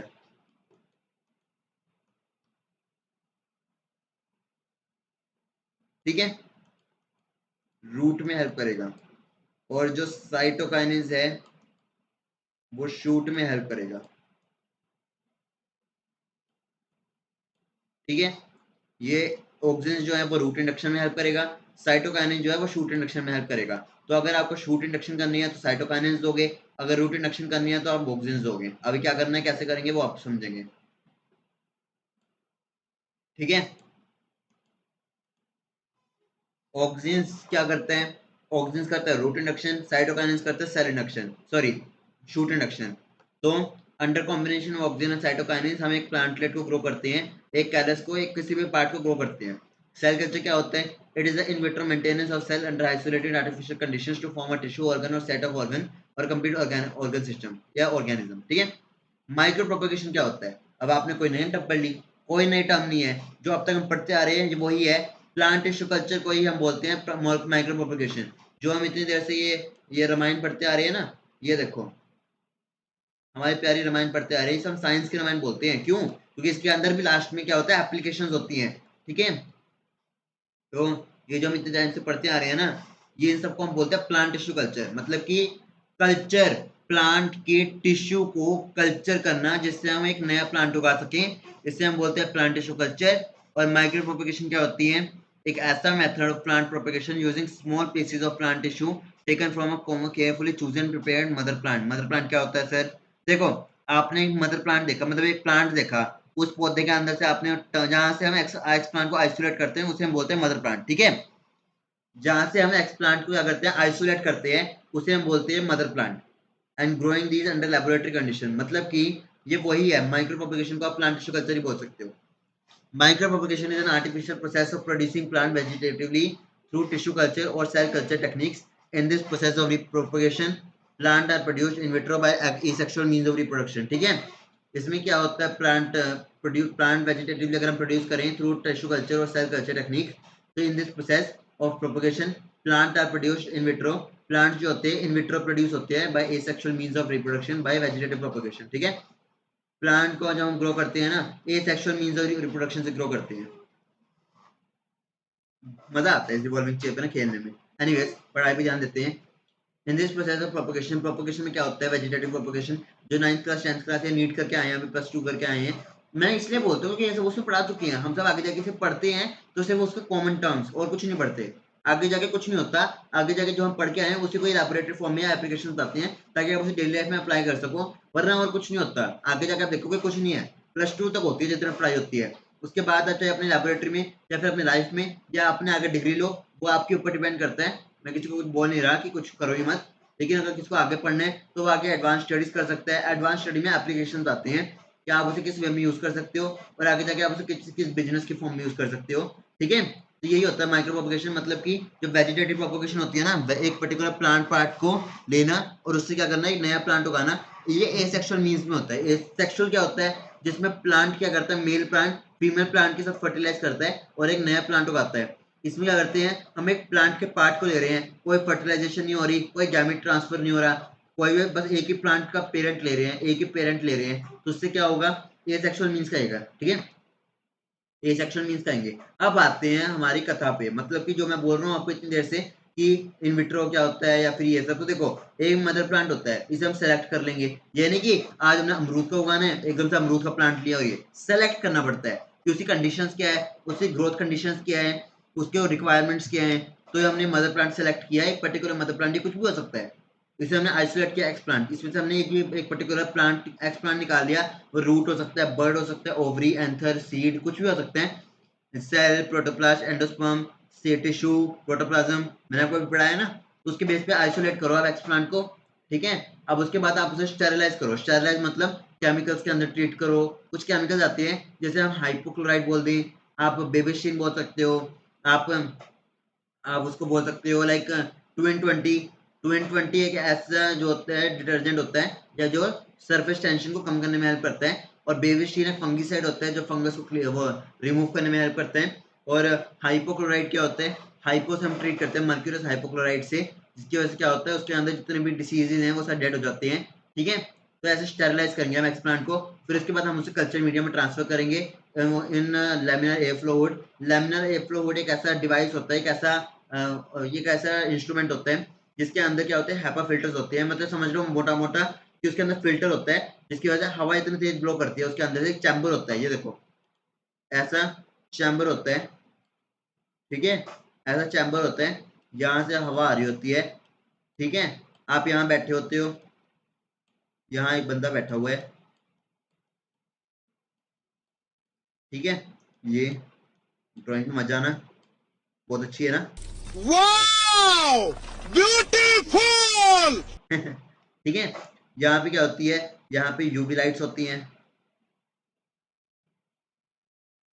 ठीक है, और जिसे स्टेरिलाइज करें, और यहाँ पे आपको वर्किंग एनवायरनमेंट होता है।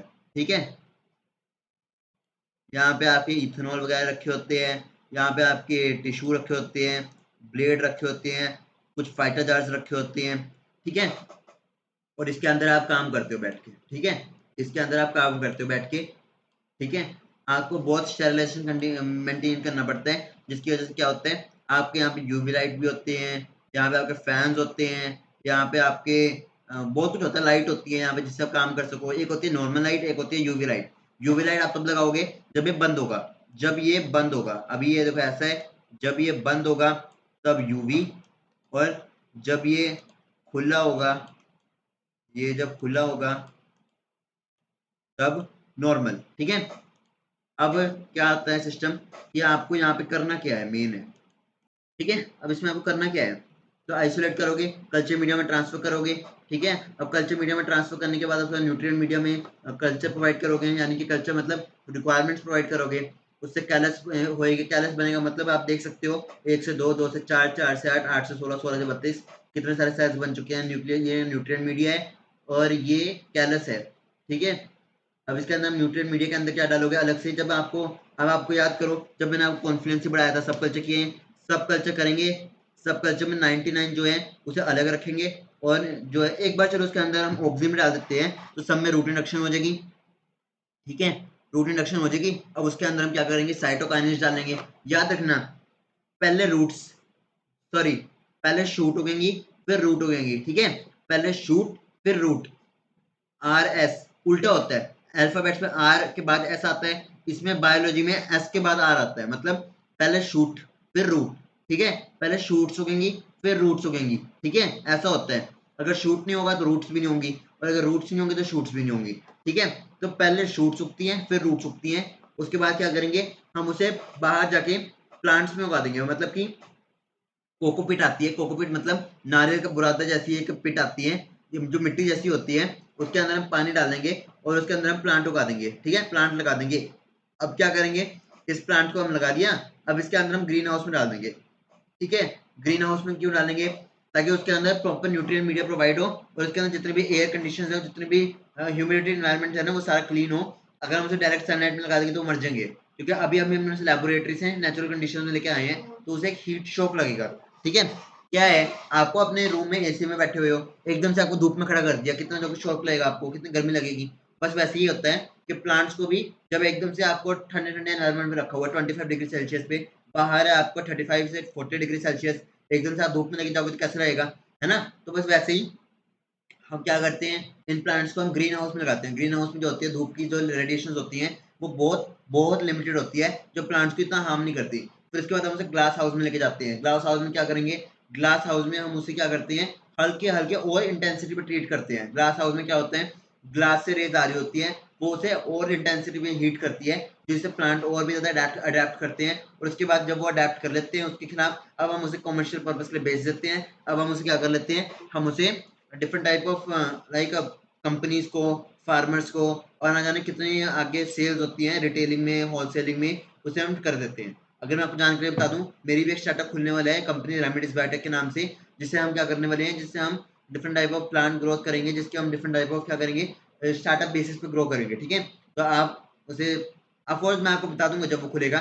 आप एक चैनल है यूट्यूब पे रेमेडीज बायोटेक के नाम से, रेमेडीज बायोटेक ऑफिशियल, आप उसे प्लीज सब्सक्राइब कर दीजिए जाके, आपको बहुत अच्छी अच्छी इन्फॉर्मेशन मिलेगी उस पर। अभी तो नहीं डालता मैं, लेकिन डालूंगा जरूर। ठीक है, there are various method of propagation. अब माइक्रो प्रोपगेशन कैसे कर सकते हैं, मेरिस्टेम कल्चर। मेरिस्टेम कल्चर मतलब in this micro propagation subtended leaf primordials and meristem is placed into their respective growing media culture। क्या करते हैं ना, लीफ प्रीमोडियल मतलब जो लीफ होती है ना, ये देखो, जो प्रीमीडिया लीफ प्रीमोडिया होता है, मतलब कि जो लीफ होती है ना, ये जो लीफ होती है, ये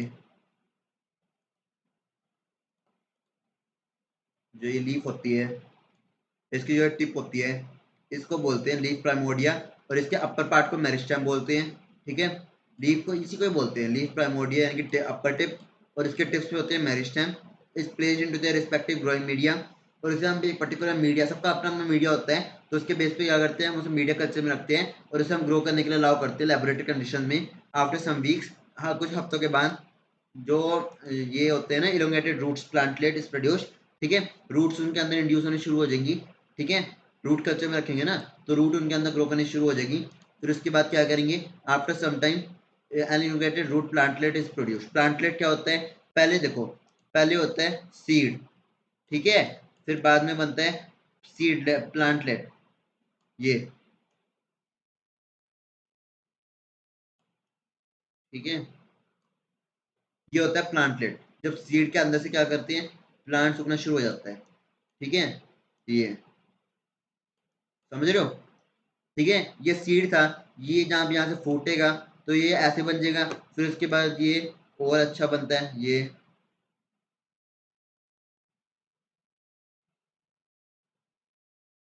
ठीक है, फिर उसके बाद क्या बन जाता है, ये प्रॉपर प्लांट बन जाता है।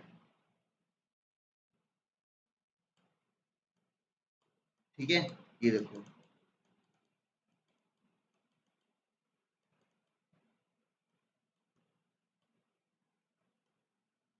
ठीक है, ऐसे होता है।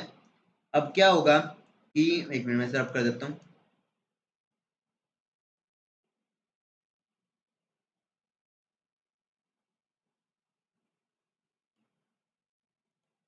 ठीक है, तो after some time elongated roots आ जाएगी। After achieving a considerable height, एक पर्टिकुलर हाइट तक पहुंचने के बाद this plantlets are transfer to soil, हम इसे असली सॉइल में रखेंगे। पहले किस में हो रही थी, मीडिया में, अब कहाँ आएगी, सॉइल में। इन this process a disease free plant will be form. अब इस प्रोसेस में क्या होगा, डिसीज फ्री प्लांट बनेगा। अब आप कुछ समझ रहे हो, मेरिस्टेम का एक्सप्लांट लिया था तो मेरिस्टेम कल्चर आ गया। वेरियस मेथड ऑफ प्रोपगेशन कैसे हो सकती है, मेरिस्टेम कल्चर से। अब इसके बाद हम कैलस की फॉर्म कर रहे थे, तो कैलस कल्चर, जिसमें क्या होगा, अच्छा दिख नहीं रहा, ये लो, कैलस कल्चर में क्या होता है, इन this method selected plant tissue is placed in an artificial growing media culture. Selected जो प्लांट टिश्यू होता है, यानी कि जो मास ऑफ टिश्यू होता है, डिफरेंशिएटेड टिश्यू, उसे हम क्या करेंगे, मीडिया कल्चर में रखेंगे। और उसके बाद क्या करेंगे, हम उसे हम ग्रो करने में यूज करेंगे, ग्रो करने में हम उसे प्रोवाइड करेंगे culture media conditions. After the production of callus, जैसे उसे कैलस, पहले क्या करेंगे ना, एक सिंपल टिश्यू रखेंगे, फिर उसके बाद हम उसे मीडिया प्रोवाइड करेंगे, हम उसे ग्रो करने में हेल्प करेंगे। फिर उसके बाद जब उसका कैलस बन जाएगा, यानी कि उसका अनडिफरेंशिएटेड मास ऑफ टिश्यू बन जाएगा, mass of undifferentiated tissue. They are transfer to culture media including PGR. अब पीजीआर मतलब प्लांट ग्रोथ रेगुलेटर्स, हम ऐसे ही उसे मीडिया में ट्रांसफर कर देंगे कैलस बनने के बाद, जिसमें पीजीआर होता है। And after few weeks a new plantlet is exposed, ठीक है, और उसके कुछ हफ्तों बाद न्यू प्लांटलेट आ जाएगा। समझ रहे हो? मतलब पहले हमने टिश्यू लगाया उसके अंदर, फिर उसके बाद हमने क्या किया, उसका कैलस बनने का वेट किया, फिर कैलस बनने के बाद हमने उसके अंदर प्लांट ग्रोथ रेगुलेटर्स डाल दिए, और प्लांट ग्रोथ रेगुलेटर्स डालने के बाद हमने उसको क्या कर दिया, फील्ड में क्या कर दिया, एक्सपोज कर दिया। न्यू प्लांटलेट बनने के बाद हमने उसको क्या कर दिया, फील्ड में एक्सपोज कर दिया, जैसे वो कंसिडरेबल हाइट पे पहुंचा। सस्पेंशन कल्चर क्या होते हैं? अगर हम सस्पेंशन को यूज करें, सस्पेंशन क्या होता है, लिक्विड मीडिया, लिक्विड को यूज करें हम प्रोटोप्लाज्म को, तो प्रोटोप्लास्ट यहाँ है। सस्पेंशन को यूज करें तो in this process cell are group of cells, ठीक है, तो इन दिस हम क्या करेंगे, कल्चर करेंगे the group of cells that are dispersed and allowed to grow in aerated and sterile liquid culture media, ठीक है। सस्पेंशन कल्चर मतलब इसमें हम एक पर्टिकुलर सस्पेंशन यानी कि लिक्विड को यूज करते हैं, लिक्विड कल्चर मीडिया को यूज करते हैं। अब आप कहोगे कि क्या कल्चर मीडिया लिक्विड नहीं होता? नहीं, जो लिक्विड मीडिया होता है उसको अंदर हम अगार डाल देते हैं। अगार क्या होता है, सोलिडिफाइंग एजेंट, जो क्या करते हैं, अब देखो पानी है, पानी के अंदर प्लांट्स को डालोगे, प्लांट टिक नहीं पाएंगे, लेकिन जो अगर हम उसके अंदर अगार डाल देते हैं ना, तो वो ना जेली जैसा बन जाता है, जेली जैसा। उससे क्या होता है, हम जब उसके अंदर प्लांट डालते हैं ना, वो खड़ा हो जाता है, वो उसके अंदर गड़ जाता है मिट्टी की तरह। तो मिट्टी के अंदर गड़ने से क्या होता है कि वो ना खड़े रहता है अपनी जगह पे, और न्यूट्रिएंट्स को भी एब्जॉर्ब कर पाता है। नहीं, ऐसा कुछ नहीं होता कि जेली है तो वो एब्जॉर्ब कैसे करेगा, ऐसा कुछ नहीं है। वो जेली है लेकिन है तो लिक्विड फॉर्म में ही। वो उसके सरफेस को बस क्या कर देते हैं, जेली जैसा बना देते हैं, लेकिन उसके अंदर होता लिक्विड ही है। तो क्या करते हैं, उसके अंदर हम जब भी कुछ डालते हैं वो उसके पोर्स के साथ अट्रैक्ट होता है, और उस पोर्स के अंदर जाके वो क्या करते हैं, उसके रूट्स के अंदर चले जाते हैं, ठीक है। क्या होगा, हम उसे प्योर लिक्विड कंडीशन में डालेंगे, लिक्विड मीडियम में डालेंगे प्योर, जिसके अंदर क्या होगा, प्योर लिक्विड मीडियम में डालने की वजह से क्या होगा, वो इजीली क्या करेगा, अपने आप को अडेप्ट करेगा, और उसके अंदर हम उसे ग्रो कराएंगे, जिसे बोलते हैं सस्पेंशन कल्चर। अब एम्ब्रियो कल्चर क्या होते हैं, इसके ऊपर एक पूरा 5 मार्क्स का क्वेश्चन आता है आपका, बन के 6 मार्क्स का आता है कि एम्ब्रियो कल्चर क्या होता है, और define different type of embryo culture, जिसे एम्ब्रियोजेनेसिस भी बोलते हैं। ये आपको मैं पढ़ा दूंगा अभी, ठीक है। एम्ब्रियो कल्चर क्या होते हैं, in this method the embryo is extracted and placed into culture media. इसमें क्या होता है कि हम पर्टिकुलर जो कल्चर मीडिया है उसे हम ग्रो करते रहते हैं, और उसके बाद क्या करते रहते हैं, हम उसे एक्सपोज करते रहते हैं into culture media with proper nutrient in aseptic condition, ठीक है।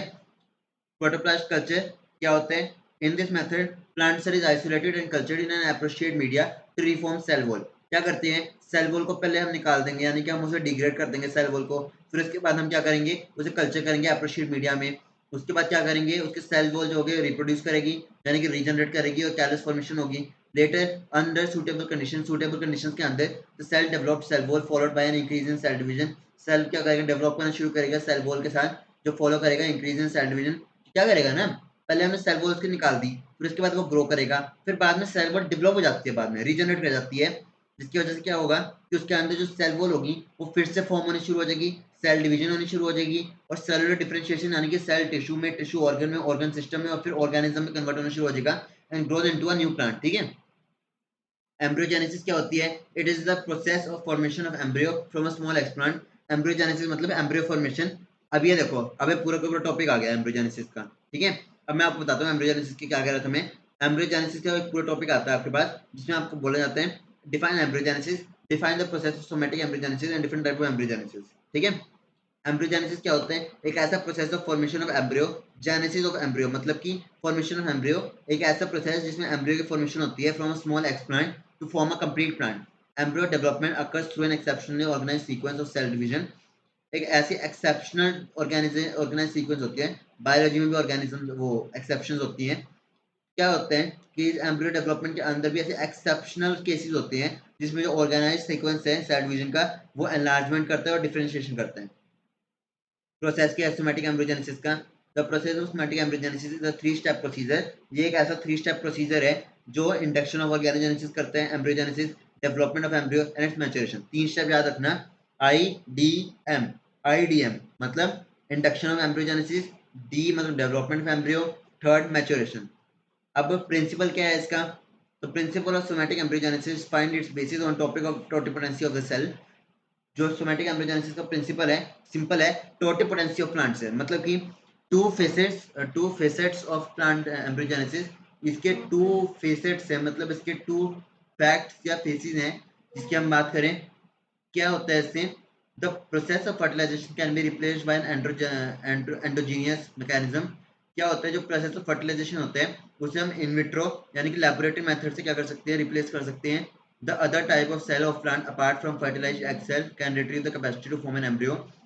कोई भी other part of the plant cell of plant, कोई भी अदर टाइप ऑफ सेल, कोई भी ऐसे सेल्स जो जर्म सेल ना हो और सोमेटिक सेल हो, उसके अंदर हम क्या करते हैं, उसके अंदर हम फर्टिलाइजेशन या फिर एम्ब्रियोजेनेसिस कर सकते हैं। ऐसा नहीं है कि सिर्फ जो जर्म सेल्स होते हैं यानी कि जो फर्टिलाइजेशन करते हैं, जरूरी नहीं है कि सिर्फ वही वो एम्ब्रियोजेनेसिस कर सके।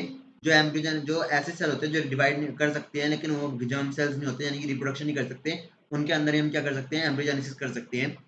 cells are reactivated to differentiate and develop embryos। Cells जो होते हैं वो रिएक्टिवेट करते हैं एंड डिफरेंशिएट, सेल्स जो होते हैं रिएक्टिवेट होते हैं यानी कि अपनी जो एक्टिविटी होती है उसे फिर से फॉर्म करते हैं, डिफरेंशिएट करते हैं और क्या करते हैं, इसे हम रीडिफरेंशिएशन कहते हैं। डिफरेंशिएशन के 3 टाइप होते हैं, एक होते हैं डिफरेंशिएशन, एक होते हैं डी डिफरेंशिएशन, एक होते हैं रीडिफरेंशिएशन। मतलब कि डिफरेंशिएशन क्या होती है, मतलब ऐसी कैपेसिटी या any ability of the cell जिसमें जो प्लांट है वो अपनी डिवीजन फॉर्म करता है यानी कि सेल से टिश्यू, टिश्यू से ऑर्गन, ऑर्गन से ऑर्गन सिस्टम, ठीक है। डी डिफरेंशिएशन ऐसी एबिलिटी ऑफ द सेल जिसमें वो अपने फंक्शन ही भूल जाता है। उसमें हम क्या करते हैं, ऐसे केमिकल से ट्रीट करते हैं जिसमें जो प्लांट है वो अपनी जो सेल्स होते हैं ना उसके अंदर क्या उसकी फंक्शनिंग है, क्या उसकी वर्किंग है, क्या उसका नेचर है, सब भूल जाता है। उससे क्या होता है कि जो सेल्स होते हैं ना वो डिवाइड भी नहीं कर पाते। उसकी वजह से क्या होता है कि जो डिफरेंट टाइप ऑफ टिश्यू होते हैं ना, डिफरेंट टाइप ऑफ सेल्स होते हैं, वो वही चीज करेंगे जो हम उन्हें कहेंगे with the help of chemicals. हम उन्हें रूट इंडक्शन कराने जाते हैं, ऑक्सीजन डाल दो वो रूट इंड्यूस कर देंगे। हम उनके अंदर वो साइटोकाइनेज डाल दो वो शूट इंडक्शन कर देंगे। तो उसके बेस पे क्या होता है ना, वो वही करेंगे जो हम कहेंगे, तो उसे बोलते हैं डी डिफरेंशिएशन। मतलब कि वो अपना फंक्शन भूल जाएगा और हम उसे जो कहेंगे वो वही करेगा on the basis of chemicals. अब आती है बात रीडिफरेंशिएशन की। हमें क्या चाहिए, फॉर एग्जाम्पल हमें किसी से अपना काम कराना है। फॉर एग्जाम्पल मैं ऐसा कभी करता नहीं, कोई भी नहीं करना चाहिए, लेकिन दो इंसान है, एक है ए और दूसरा है बी। एक समझ लो, एक है भीम और एक है कालिया। कालिया को भीम से अपना काम कराना है, ठीक है। तो कालिया क्या करेगा, भीम की मेमोरी को, कालिया को होमवर्क कराना है अपने स्कूल का भीम से, ठीक है। तो वो क्या कराएगा, भीम का काम है डिफरेंशिएशन, मतलब कि अभी तो क्या कर रहा है, अपना हमेशा की तरह काम कर रहा है, अपना हमेशा की तरह फंक्शनिंग कर रहा है, जिसे हम बोलते हैं सेल फंक्शनिंग या सेल डिफरेंशिएशन या साइटो डिफरेंशिएशन, जिसे हम बोलते हैं सेल का ऑर्गन में बनना, सेल का टिश्यू में बनना, टिश्यू का ऑर्गन में बनना, ऑर्गन का ऑर्गन सिस्टम में बना, फिर ऑर्गेनिज्म में बनना। अब क्या होगा, अब होगा ये कि जो सेल, अब वो कालिया है वो भीम की मेमोरी इरेज कर देगा, वो उसे कुछ ऐसा खिला देगा जिससे वो सब भूल जाएगा कि वो क्या है, और वो समझेगा कि वो उसका काम करने वाला है, मतलब कि वो उसका काम करेगा, जो भी वो करेगा उसका हुकुम करेगा। यानी कि अलादीन है, अलादीन के बाद जिन है, जिन को क्या कर दिया उसने, थोड़ी देर के लिए भुला दिया कि वो क्या करता है, वो हो जो हुक्म मेरे आका, तो उसके बेस पे वो क्या करता है, उसी का हुक्म मानता है। तो वो क्या कर देगा, वो उसे जितना मर्जी काम कराएगा, चाहे कालिया भीम से, चाहे अलादीन जीनू से यानी कि जिन से, जितना मर्जी काम कराएगा। लेकिन क्या हो, अगर वो उसे काम कराए, लेकिन अब क्या है, अब उसका काम तो हो गया, अब वो क्या कहेगा, अब वो कहेगा कि मैंने जो काम करा दिया अब वैसे ही अपने नेचर में आ जा।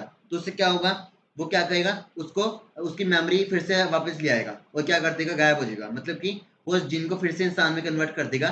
तो उससे क्या होगा कि वो जो ऑर्गेनिज्म है ना, अब वो वैसे ही रिएक्ट करेगा जैसे हमने उसे बताया, मतलब कि समझो, कुछ मुश्किल नहीं है। ये प्लांट है, ठीक है, ये प्लांट है, ये, ठीक है।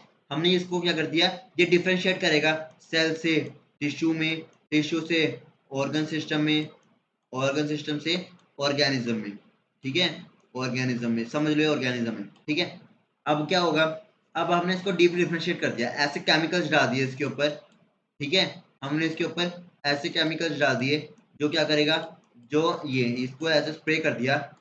अब ये इसके अंदर जाएंगे, इसके अंदर जाएंगे, इसके लीव्स पे जाएंगे, ठीक है, ये इसके लीव्स पे जाएंगे। अब क्या होगा, ये इसको डी डिफरेंशिएट कर देंगे। डी डिफरेंशिएट मतलब ये फिर वही करेगा जो इसे कहा गया है, मतलब अगर ये ऑक्सीजन होगा तो ये रूट इंडक्शन करेंगे, ठीक है। अगर ये शूट होंगे तो ये शूट इंडक्शन करेंगे, ठीक है, ये शूट इंडक्शन करेंगे। अब क्या होगा कि हमें यही करना है, मतलब ये सेल रूट इंडक्शन नहीं कर सकता, पर हमने इसके अंदर ऑक्सीजन डाल दिए और ये रूट इंडक्शन करने लग गया। अब हम क्या करेंगे, अब हमें चाहिए कि फिर से पहले जैसा हो जाए, तो अब हम क्या करेंगे, इसके अंदर हम क्या कर देंगे, अब हम इसे वैसे ग्रो करने के लिए वैसी कंडीशंस देंगे। मतलब हम इसके अंदर वैसी ही कंडीशंस देंगे जैसी कंडीशन इसके अंदर है ये, ठीक है। ये कंडीशन, ये सन है, सन, और ये हम इसे वैसी कंडीशन देंगे जैसे है। अभी क्या करेगा, ऑक्सीजन तो है इसके पास, तो अभी फिर से रूट इंडक्शन करना शुरू कर देगा और वैसे ही बिहेव करेगा जैसे ये है। इसका काम है रीडिफरेंशिएशन, ठीक है। तो इसका है रीडिफरेंशिएशन। डिफरेंशिएशन यानी कि सेल का टिश्यू, टिश्यू से ऑर्गन, ऑर्गन से ऑर्गन सिस्टम और फिर ऑर्गेनिज्म में बनना। लेकिन डी डिफरेंशिएशन क्या है, उसके फंक्शन को भुला के उसको अपना काम कराना। और डी डिफरेंशिएशन क्या है, रीडिफरेंशिएशन क्या है, उसको फिर से बैक अपनी मेमोरी में लेके आना। मतलब कि differentiation is the ability of the organism to form their own tissue, organ system from a single part of the cell. But de-differentiation is the ability of the plant in which they forgets the functioning and the working being performed by the plant, so that they can stop differentiating and they can come in their normal state, they can come in their original state in which they are not replicating. But if we say about redifferentiation, it is the ability of regaining the development of differentiation process in which they again start dividing and duplicating, and they again start differentiating in tissue, organ system and then organism. Okay, अब क्या करें हम, कितने type के organism embryogenesis हो सकती है? Embryogenesis हो सकती है दो टाइप की। इसमें क्वेश्चन आता है how many type of embryogenesis are there. तो दो टाइप की एम्ब्रियोजेनेसिस होती है। Cell are reactivated to differentiate and develop embryos which occur through two processes. अब डेवलप करना होता है एम्ब्रियो को, कैसे करें? दो प्रोसेसेस होता है, डायरेक्ट एम्ब्रियोजेनेसिस और इनडायरेक्ट एम्ब्रियोजेनेसिस। एक होती है डायरेक्ट, एक होती है इनडायरेक्ट। वही सब बात आ गई। There is a direct development of embryo from the small expert without embryo. देखो, डायरेक्ट हो गया ना मतलब कैलस नहीं है, और अगर इनडायरेक्ट हो गया मतलब कैलस है, ठीक है। Direct embryogenesis, there is the direct development of embryo from small expert without the involvement of callus formation. It includes PEDCs for cell differentiation, ठीक है। Indirect embryogenesis, this is the development of embryo from a small explant involving the formation of callus via number of steps, ठीक है। via number of steps क्या करते हैं, indirect embryogenesis perform करते हैं। इसके अंदर बहुत घूम के आना पड़ता है और डायरेक्ट एम्ब्रियोजेनेसिस के अंदर स्ट्रेट आना पड़ता है। These cells do not carry pre-embryonic determined cells. इसके अंदर क्या होता है, pre-embryonic determined cells होते हैं, दो नहीं होते, and cause to differentiate for formation of embryo by revealing different treatments, ठीक है। These cells modify into EEDS. EEDS मतलब induced embryonic predetermining cells, ठीक है। और PEDC का मतलब pre-embryonic determining cells. Pre-embryonic determined cells होते हैं इसके अंदर, लेकिन इसके अंदर नहीं होते, ठीक है। यही बात हुई इसके अंदर कि इसके अंदर तो क्या होते हैं, इसके अंदर कैलस फॉर्मेशन होती है, नंबर ऑफ स्टेप्स होते हैं for the formation of embryo, ठीक है। इसमें क्या होता है, प्री एम्ब्रियोनिक डिटरमाइंड सेल यानी कि पीईडीसी नहीं होते, and are caused to differentiate to form of embryo by revealing different treatments. और इसको हम डिफरेंट ट्रीटमेंट्स देते हैं। इसमें क्या होता है, नेचुरली हो जाते हैं, लेकिन इसके अंदर क्या होता है, हमें डिफरेंट ट्रीटमेंट्स देने पड़ते हैं इसे, सो दैट ये कन्वर्ट हो जाए, ठीक है। तो सेल मॉडिफाई इनटू ईईडीएस, मतलब कि सेल जो होते हैं वो induced embryogenic predetermined cells के अंदर हो जाते हैं, मतलब कि उसे इंड्यूस करना पड़ता है, ठीक है, जिससे कि वो बने। लेकिन ये बन जाते हैं अपने आप, लेकिन इन्हें बनाना पड़ता है जानबूझ के, ठीक है। ये तो अपने आप स्कूल चले जाते हैं, लेकिन इनको हम बार बार बनाते हैं कि स्कूल चले जाओ, स्कूल चले जाओ, तब ये स्कूल जाते हैं। तो इसे हम बोलते हैं डायरेक्ट, इसे हम बोलते हैं इनडायरेक्ट, ठीक है। एडवांटेजेस की अगर हम बात करें एम्ब्रियोजेनेसिस की, तो a huge number of embryos obtain. इसमें क्या होता है, ह्यूज नंबर ऑफ जो एम्ब्रियोज होते हैं वो फॉर्म होते हैं। The development and environmental stages of somatic embryos can be regulated. देखो, आपका तभी फायदा है जब आप अपनी नोटबुक खोल के अपने नोट्स बनाओगे, ठीक है। आप अपने नोट्स बनाओ, मैं कोई प्रोफेशनल टीचर नहीं हूँ, लेकिन एटलीस्ट आपको इससे थोड़ी तो हेल्प मिल रही है। I am just trying to teach. अगर आपको मेरा टीचिंग मेथड अच्छा लग रहा है तो प्लीज श्योरली सब्सक्राइब। आपको कोई भी कंटेंट चाहिए, आप प्लीज मुझे कमेंट कर दो, आपको मैं वो बना के दे दूंगा। कोई भी कंटेंट हो, ए टू जेड, कोई भी एजुकेशन तक का हो, एजुकेशन से बाहर का हो, कोई भी चैलेंजेस से रिलेटेड हो, ब्लॉग से रिलेटेड हो, मैं सारे बनाता हूँ। तभी मैंने अपने चैनल का नाम दीपक अग्रवाल रखा है। This is for everything. तो मैं ऐसा नहीं कि मेरा कोई पर्टिकुलर नीश नहीं है, लेकिन मैं सबके लिए इंटरेस्टेड हूँ, इसलिए मैं यूट्यूब पे आया हूँ, सो दैट कि मैं आपको हाई हाई कंटेंट दे सकूँ, ठीक है। और टेक नहीं, I am very poor in tech, तो मैं टेक नहीं कर पाऊंगा, लेकिन आपको मैं इन सब के बारे में बता दूंगा। एजुकेशन से रिलेटेड, ब्लॉगिंग से रिलेटेड, और न जाने कितनी सी चीजें हैं। एजुकेशन से रिलेटेड पूछो, किसी भी चीज़ ब्लॉग तो आगे बनाऊंगा, मैं ट्राई करूंगा, चैलेंजेस रखूँ, लेकिन अभी के लिए समझो और इससे बनाना शुरू कर दो, ठीक है। क्योंकि कॉलेज में आपको कोई नोट प्रोवाइड नहीं करेगा, आपको अपने आप से नोट बनाने पड़ेंगे। पर आपको टीचर को रिक्वेस्ट करनी पड़ेगी कि आपको नोट्स दें, अदरवाइज कोई टीचर नहीं देता। ठीक है, हमने भी अपने नोट्स टीचर से रिक्वेस्ट कर करके बनवाए हैं कि टीचर हमें एक एक डिक्टेट कराएं, डिक्टेट करवाएं, जिससे कि हो। अगर मैं ज़्यादा तेज बोल रहा हूँ, I am really sorry. The development and environmental stages of somatic embryos can be regulated. The development and environmental stages of somatic embryos can be regulated. It means कि जो डेवलपमेंट होती है ना, और एम्ब्रियोजेनिक स्टेजेस की जो वो different type of stages होते हैं, हम उसे रेगुलेट कर सकते हैं ट्रीटमेंट के बेसिस पे। This process of embryogenesis can be monitored easily. In process को हम क्या कर सकते हैं, मॉनिटर कर सकते हैं। इन प्रोसेस को हम क्या कर सकते हैं, अच्छे से देख सकते हैं, अच्छे से हम उसे डिटरमाइन कर सकते हैं कौन सा प्रोसेस कब हो रहा है। सिग्निफिकेंस की अगर हम बात करें, सिग्निफिकेंस जो पूछी जाती है, प्रोडक्शन ऑफ आर्टिफिशियल सीड्स। हम आर्टिफिशियल सीड्स को बना सकते हैं, जिससे कि हमारी जो प्रोडक्शन है वो और भी अच्छी होगी और हमारे वाइबल सीड प्रोड्यूस होंगे। High rate of production, propagation, मतलब कि प्रोपोगेट यानी कि 1 से 2, 2 से 4, 4 से 8, ऐसे मल्टीप्लाई होने के जो रेट होते हैं उसे क्या करते हैं, हाई हो जाती हैं। Adaptable in suspension culture, adaptable होता है इसका मतलब, अडेप्टेबल इन सस्पेंशन कल्चर, मतलब कि ये सेल कल्चर यानी सस्पेंशन कल्चर जो होते हैं, मीडिया कल्चर होता है, उसमें अडेप्ट करने की एबिलिटी रखते हैं इजीली। लेबर सेविंग, इसमें ज़्यादा लेबर भी नहीं चाहिए होती, इसलिए बहुत ईजी स्टेप्स होते हैं। ठीक है, फैक्टर अफेक्टिंग एम्ब्रियोजेनेसिस, ऐसे कौन से फैक्टर होते हैं जो एम्ब्रियोजेनेसिस को अफेक्ट करते हैं। पहला है ट्रेड्स ऑफ एक्सप्लांट।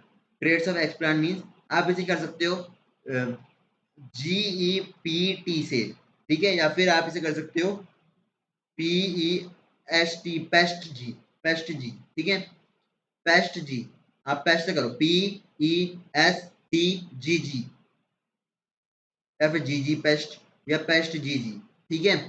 पी से पॉलीएमाइंस, पॉलीएमाइंस इफेक्ट करते हैं एम्ब्रियोजेनेसिस को। इलेक्ट्रिकल स्टिमुलेशन, ई से इलेक्ट्रिकल स्टिमुलेशन, एस से सोर्सेज ऑफ नाइट्रोजन, टी से ट्रेड्स ऑफ एक्सप्लांट, जी से ग्रोथ रेगुलेटर्स और जी से जीनोटाइप। ठीक है, polyamines electrical appliance, electrical stimulations, S से sources of explant, nitrogen sorry, sources of nitrogen, T से traits of explant, growth regulators and genotype. ये कुछ हमारा है डायरेक्ट एम्ब्रियोजेनेसिस का। मदर प्लांट से एक्सप्लांट, एक्सप्लांट को स्टेरलाइज करेंगे, फिर न्यूट्रिएंट में डालेंगे, फिर एब्सिसिक एसिड डालेंगे। देखो, अगर हमने ऑक्सीजन डाल दिया तो रूट इंडक्शन होगी, अगर हमने साइटोकाइनेज डाल दिया तो शूट इंडक्शन होगी, अगर एब्सिसिक एसिड डाल दिया तो क्या होगा, हमारी एम्ब्रियोजेनेसिस होगी। ठीक है, एम्ब्रियो फॉर्मेशन। स्टेरलाइजेशन आइसोलेशन की अगर हम बात करें तो nutrient medium plus abscisic acid अगर हम डालेंगे तो एम्ब्रियो फॉर्मेशन होगी, जिससे प्लांटलेट बनेगी, प्लांटलेट से पॉटेड प्लांट बनेंगे, फिर ग्रीन हाउस में रखना है, ग्लास हाउस में रखना है, फील्ड ट्राई करनी है। सारा मेथड सेम है, बस जो भी चेंजेस होंगे वो स्टेरिलाइजेशन और एम्ब्रियो फॉर्मेशन के बीच में होंगे। अगर रूट इंडक्शन को आनी है तो ऑक्सीजन, अगर शूट इंडक्शन को आनी है तो साइटोकाइनेंस, अगर एबीए डाल दिया तो एम्ब्रियो फॉर्मेशन। ठीक है, इंडायरेक्ट की अगर हम बात करें, मदर प्लांट से एक्सप्लांट, एक्सप्लांट से स्टेरिलाइज, कॉमन है। अब इसके बाद कैलस फॉर्मेशन करना है तो न्यूट्रिएंट मीडिया डालेंगे, फिर उसके बाद कैलस के बाद क्या करेंगे, एब्सिसिक एसिड डालेंगे, बाकी प्रोसेस सेम ही है सारा। ठीक है, अब अलग अलग तरह के एम्ब्रियो बनाने हैं तो एबीए फिर से डालेंगे, जिससे बनेगा एक हार्ट शेप एम्ब्रियो, फिर से डालेंगे ये ग्लोबुलर, फिर हार्ट शेप, फिर उसके बाद टॉर्पीडो, फिर उसके बाद प्लांटलेट, फिर उसके बाद पोटेड प्लांट। अब ऑक्सिलरी बर्ड प्रोलिफरेशन, ये भी बहुत आती है, auxiliary bird proliferation basically an auxiliary bud is a sprout that develops in the axil of plant। ठीक है,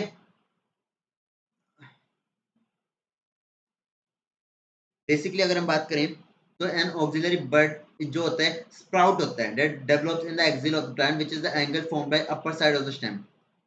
ठीक है, होता क्या है, ये हमारी पूरी की पूरी एक रूट है, सॉरी शूट है, ऊपर की तरफ प्लांट जा रहा है। अब कौन सी लेटरल ग्रोथ आएगी, यहाँ से साइड से पत्ते निकले होते हैं ना, तो वो साइड में लेटरल ग्रोथ जो होती है उसे हम बोलते हैं बड्स, ऑक्सिलरी बड्स। ठीक है, तो ऑक्सिलरी बड्स एक ऐसे स्प्राउट, एक ऐसे वो होती है, स्प्राउट मतलब फूटना। ठीक है, ऐसी लेटरल ग्रोथ जो कि एक्सिल ऑफ द प्लांट यानी कि एक्सेस होगा, ये एक्सेस। ठीक है, ये एक्सिल नहीं है, ये एक्सिस होगा, axis, axis of the plant which is the angle formed by the upper side of the stem। ठीक है, it is the angle formed by the upper side of the stem and an outgrowing growth leaf or a branch। ठीक है, जो जड़ें निकल रही होती है ना साइड से, जितने भी ब्रांचेस निकल रही होती हैं उसे हम बोलते हैं ऑक्सिलरी बड्स। ठीक है, प्रोलिफरेशन मतलब उसकी growth. The embryonic shoots develop एक्सोजीनियसली from outer cortex layer of the plant. जो शूट्स होती है ना वो एक्सोजीनियसली यानी कि बाहर की तरफ निकली होती है। एंडोजीनियस मतलब रूट के अंदर, जो मिट्टी के अंदर हो, और एक्सोजीनियस मतलब जो मिट्टी के बाहर हो। ठीक है, फ्रॉम आउटर कॉर्टेक्स लेयर, जो कॉर्टेक्स लेयर से होती है ना, कि बाहर की जो लेयर होती है, बाहरी लेयर, उसके बाहर निकल रही होती है और plant at axillary intersection and then eventually grow into new stem. ठीक है, और उसके बाद वो न्यू स्टेम बन जाते हैं। स्टेम मतलब जो बाहर की लेटरल ग्रोथ होती है। ठीक है, whereas the auxiliary bud for proliferates technique doesn't involve differentiation। ठीक है, जो auxiliary bud proliferation होती है टेक्निक, वो डी डिफरेंशिएशन नहीं होती उसके अंदर। मतलब क्या होता है, उसके अंदर कोई भी मेमोरी लॉस नहीं होती, यानी कि प्लांट्स के अंदर हम कोई भी मेमोरी लॉस नहीं करते of differentiated cell, but the growth and development of the whole plant through pre existing meristem. लेकिन हम इसके अंदर ग्रोथ एंड डेवलपमेंट करते हैं प्लांट की with the help of meristem. Thus, the technology is very popular to produce genetically stable true to type progenies। ठीक है, इसलिए जो टेक्निक है वो बहुत फेमस है, जैसे वो जेनेटिकली स्टेबल और ट्रू टू टाइप प्रोजेनिस बनाती है। ट्रू टू टाइप मतलब ट्रू ब्रीडिंग लाइन, यानी कि प्योर प्रोजेनिस बनाती है। ठीक है, अगर हम मेरिस्टेम की बात करें या शूट टिप कल्चर की बात करें, मैं आपको सारे कल्चर क्या आते हैं इसमें, यही सब आते हैं, सब कुछ आते हैं। Embryo culture, ovary culture, meristem culture, shoot tip culture. तो मेरिस्टेम कल्चर और शूट टिप कल्चर में क्या करते हैं, डिफरेंस पूछते हैं। तो डिफरेंस क्या है इसका, क्योंकि मेरिस्टेम भी अपर लेयर होती है, शूट टिप भी टिप पे होती है, तो इसके बीच में डिफरेंस क्या है। मेरिस्टेम में क्या होता है, culturing is the process of in vitro maintenance and propagation of any isolated cell tissue organ system and organism under sterilized control condition in alternate substitute of natural environment। So if we talk about meristem culture, it is the culturing of small meristematic tip of the plant to grow it in vitro। यानी कि अगर हम बात करें ये, अगर हम बात करें इसकी इसकी ये देखो, ये देखो, इट इज द कल्चरिंग। अगर हम मेरिस्टेम की बात करें, ये देखो मेरिस्टेम कल्चर की, तो मेरिस्टेम कल्चर हमारे पास क्या आता है, ये हमारे पास आता है, it is the culturing of small meristematic tip of the plant to grow it in vitro artificial conditions under nutrient growth media to form a new complete plant। Okay, but अगर हम बात करें शूट टिप कल्चर की, बहुत important है, ध्यान से सुनना। ठीक है, whereas when we use a shoot tip which is nothing but a meristematic tip is to be cultured in vitro for development of whole plant। इसमें हम क्या करते हैं, इसमें हम देखो, एक होती है हमारे पास, ठीक है, एक होती है हमारे पास ये, ठीक है, या फिर इसे तो छोड़ ही दो। ठीक है, इसे छोड़ दो, आपके पास है एक ये, ठीक है, और ये,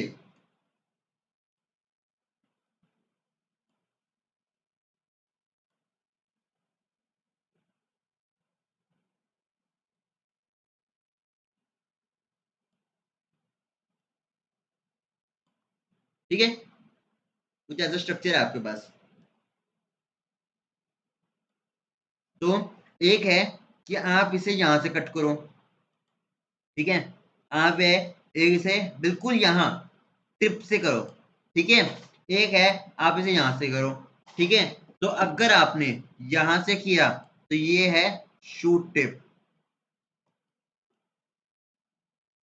ठीक है, ये है शूट टिप, और अगर आपने इसे यहां से किया, अब तो आप समझदार हो, समझ गए होंगे। तू समझा? हाँ। नहीं, तू समझा नहीं। ये है मेरिस्टेम, नहीं समझे? चलो, ये देखो क्या बोल रहा है, ये हमें कहना क्या चाहता है।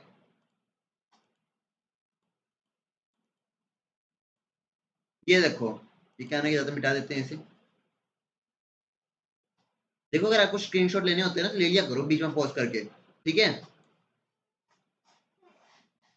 ये देखो मेरिस्टेम कल्चर क्या होते हैं, एक ऐसा culturing of small meristematic tip of the plant. Small meristematic, meristem क्या होता है, एक टिप के ऊपर का हिस्सा। ये देखो, ये है मेरिस्टेम, ये जो एक डॉट है ना, ये है मेरिस्टेम। ठीक है, और ये जो पूरे के पूरे टिप है ना, इसे हम बोलते हैं shoot tip.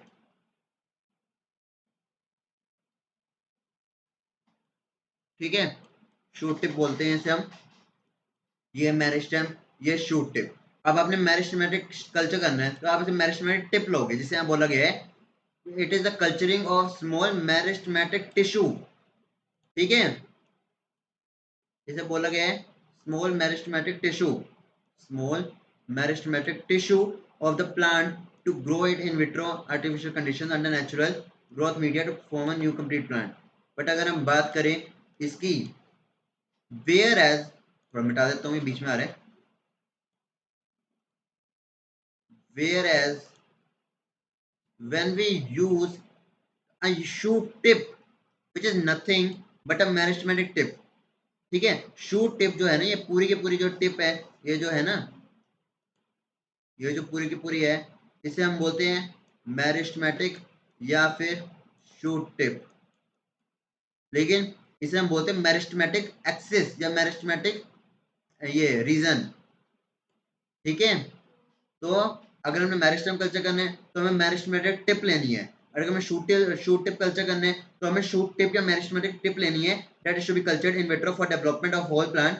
The condition of culture are regulated to allow only for organized outgrowth, the outgrowth of the apex directly into shoot without intervention of any adventitious organ. मतलब कि एडवेंटेशियस ऑर्गन क्या होता है, मतलब हमने कोई भी स्टेम ऑर्गन सिस्टम कुछ नहीं लिया, हमने सिंपल एक रूट ली, एक शूट ली या स्टेम ली, उसे हमें क्या करना है, उसके अंदर हमने टिप काटी मेरिस्टेमेंट की, उसे हम बोलते हैं मेरिस्टेमेटिक टिप कल्चर या meristematic culture.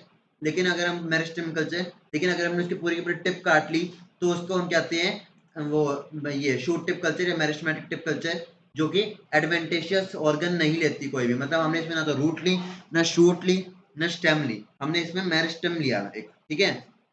However, when we talk about using meristement tip as a small explant, then it is really advantageous to be noted to work with such a small plant that has potential to exclude pathogenic organism। याद रखो, जो meristem होता है ना, उसकी layer ना बहुत ज्यादा होती है, उसकी लेयर ना बहुत ज्यादा होती है, दिखाऊं आपको। Okay. एक मेरिस्टेम ऐसा होता है, ये ये ये और ये,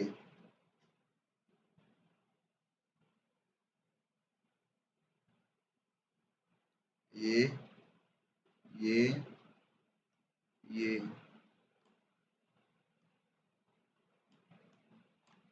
ठीक है, ये होता है मेरिस्टेम। तो आप देख सकते हो कि मेरिस्टेम की एक लेयर, दो लेयर, दो, एक, दो, तीन, एक, दो, तीन। तो डिसीज कहाँ से आएगा, डिसीज यहाँ से तोड़ देगा इसे, ये आ गई, यहाँ से तोड़ दिया, ये आ गई, कहाँ तक तोड़ेगा।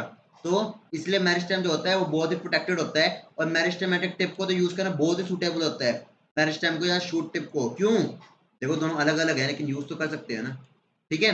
ये सबसे ज्यादा अच्छा होता है, क्यों होता है, क्योंकि इसके अंदर क्या करते हैं हम, डिसीज फ्री प्लांट को ग्रो करने में हेल्प करते हैं, present in donor plant from in vitro culture, ठीक है, इन विट्रो कल्चर बनाने में हेल्प करते हैं। The another advantage is genetic stability, एक है जेनेटिकल स्टेबिलिटी जो इन टेक्निक्स में होती है, since plant production from adventitious organ can be avoided, क्योंकि एडवेंटेशियस ऑर्गन के अंदर डिसीज आने के चांसेस, वेरिएशन आने के चांसेस बढ़ जाते हैं। मेरिस्टेमेटिक एक डिसीज फ्री रैपिड डिवीजन और मल्टीप्लिकेशन, सेल डिवीजन होती है उसके अंदर, और जेनेटिकल स्टेबिलिटी की वजह से एक बहुत ही अच्छा ऑर्गन है, एक बहुत ही अच्छा पार्ट ऑफ द प्लांट है जिसे हम एक्सप्लांट की तरह यूज कर सकते हैं। और आखिरी में अगर हम बात करें, आखिरी में अगर हम बात करें, in this procedure the explant is still a dissected shoot apex but a much larger one, ठीक है। इसमें हमने भले ही एक डायसेक्टेड एक्सप्लांट की बात किया जो छोटा सा है, लेकिन फिर भी ये बहुत काम का है, containing a large amount of developing leaf primordia. उसके अंदर मेरिस्टेम के अंदर में जैसे आपको बना के दिखाया वही लीफ प्रिमोडिया होते हैं, जो मैंने अभी आपको बना के दिखाया था ना, ये देखो, ये दिख भी रहा है, ठीक है। ये मैंने जो बना के दिखाया था आपको, यही होता है लीफ प्रिमोडिया, ठीक है। लीफ प्रिमोडिया मतलब leaf membranes, typically the explant in between 3 to 4 mm, जो टिपिकल एक्सप्लांट होता है वो 3 से 4 मिलीमीटर और 2 सेंटीमीटर लेंथ होती है, यानी कि अगर वो 2 से 4 चौड़ा हो और 2 सेंटीमीटर लंबा हो। And development in vitro still requested या regulated to has to be confined to outgrowth of an organic shoot.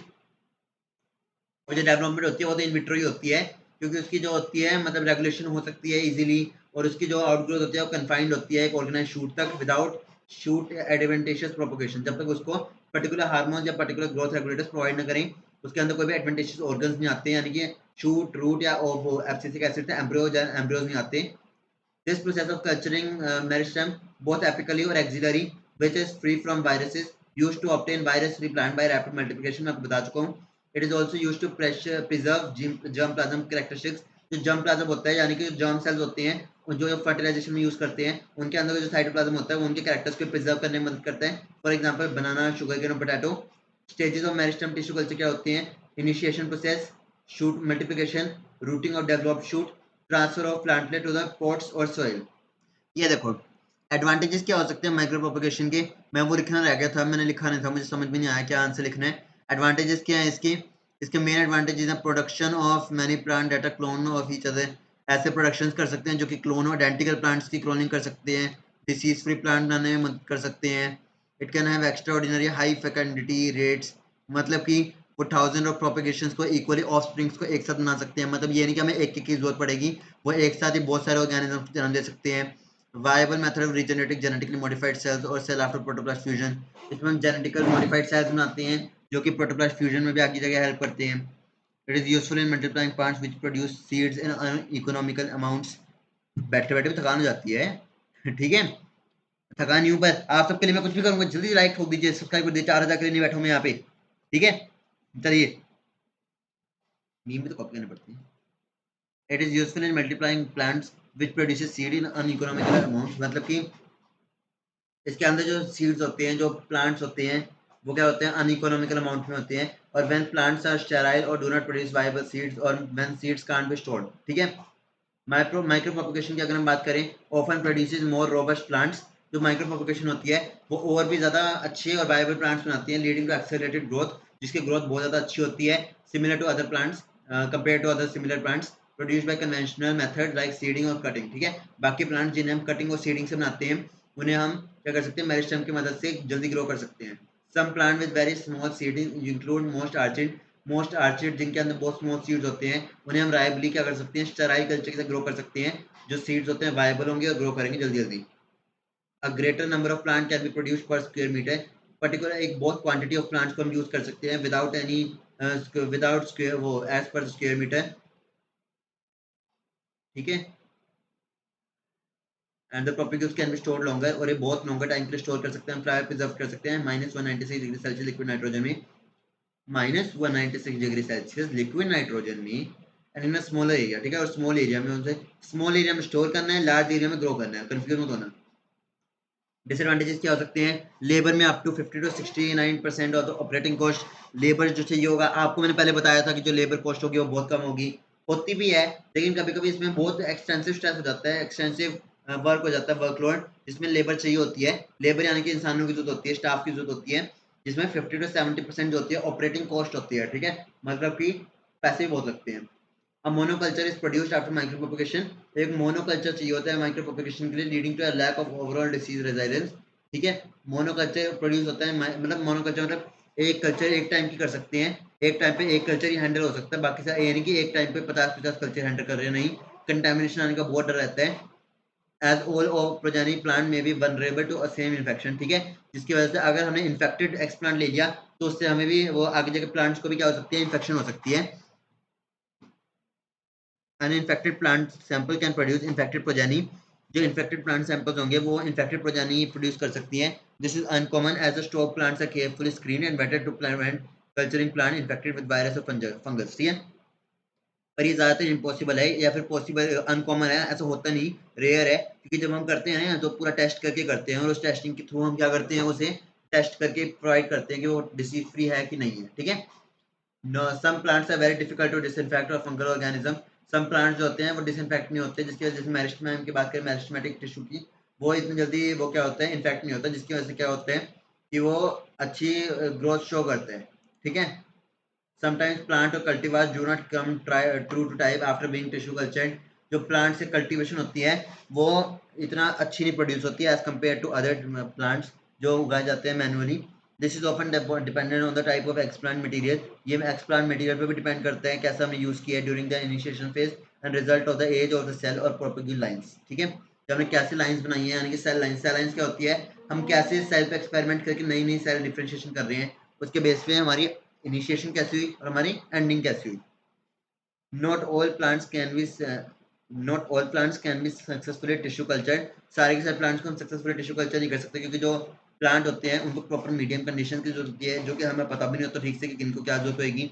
और जो plant produce secondary metabolic chemical that stunt और kill the explant.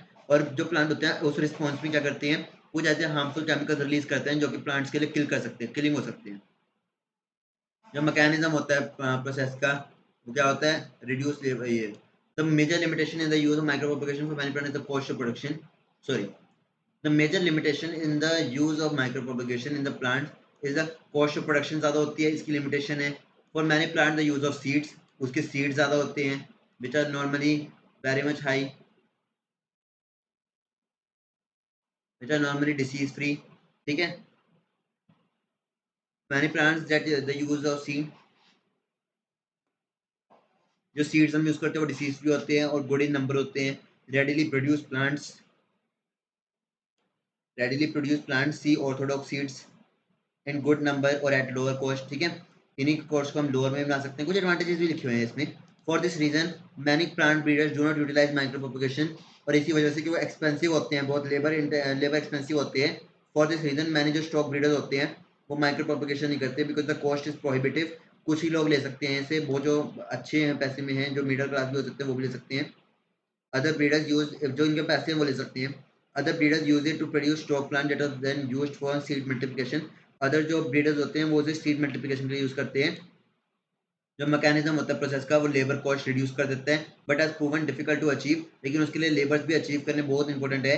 Despite achieve attempt to develop technical solution, ठीक है। तो इसके लिए ये यूज होता है। तब तक के लिए मिलते हैं एक नई वीडियो में एक नई एनर्जी उत्साह के साथ। आप प्लीज इस चैनल को सब्सक्राइब कर दीजिए, शेयर कर दीजिए, लाइक कर दीजिए। देखो ये तो कॉमन डायलॉग होता है हर एक का, मेरा भी होगा, क्योंकि मैं आपसे उतनी ही उम्मीद चाहता हूँ। आप लोग मुझे प्लीज सब्सक्राइब कीजिए, शेयर कीजिए, लाइक कीजिए, तभी तो इम्पोर्टेंस बढ़ेगी ना। मेरे को आपकी बहुत रिस्पेक्ट है, लेकिन आप भी प्लीज मुझे ये रिस्पेक्ट दीजिए। आप भी प्लीज मुझे क्या करिए, सब्सक्राइब करिए, शेयर कीजिए, लाइक कर दीजिए। कोई जबरदस्ती नहीं है, मैं आपको ये नहीं कहता कि आपको करनी ही करनी है। अगर आपको पसंद आया मेरा समझाने का तरीका, कर दीजिए। अगर आपको नोटिफिकेशन चाहिए, आपको जो कि नोटिफिकेशन चाहिए ही होती है, क्योंकि आपको पता कैसे चलेगा कि मैं नई वीडियो आई कि नहीं, है ना। तो आप please press the bell icon so that कि आप अच्छे से कर सको। मैं हमेशा हर वीडियो में यही बोलता हूँ, लेकिन मुझे आपसे सच्ची उम्मीद है कि आप लोग मुझे सब्सक्राइब करोगे। अगर आपको हल्की सी भी मेरी एक्सप्लेनेशन पसंद आई हो, नोट्स पसंद आए हो, प्लीज़ आप मुझे सब्सक्राइब कर दीजिए, शेयर कर दीजिए, लाइक कर दीजिए, कमेंट कीजिए। बहुत लंबी फैमिली बनाएंगे, बहुत आगे राह पकड़ेंगे और करोड़ों लोगों तक लेके जाएंगे इस चैनल को। तब तक के लिए मिलते हैं एक नई एनर्जी के साथ, एक नई वीडियो में, एक नई एनर्जी उत्साह के साथ। Be positive and keep smile.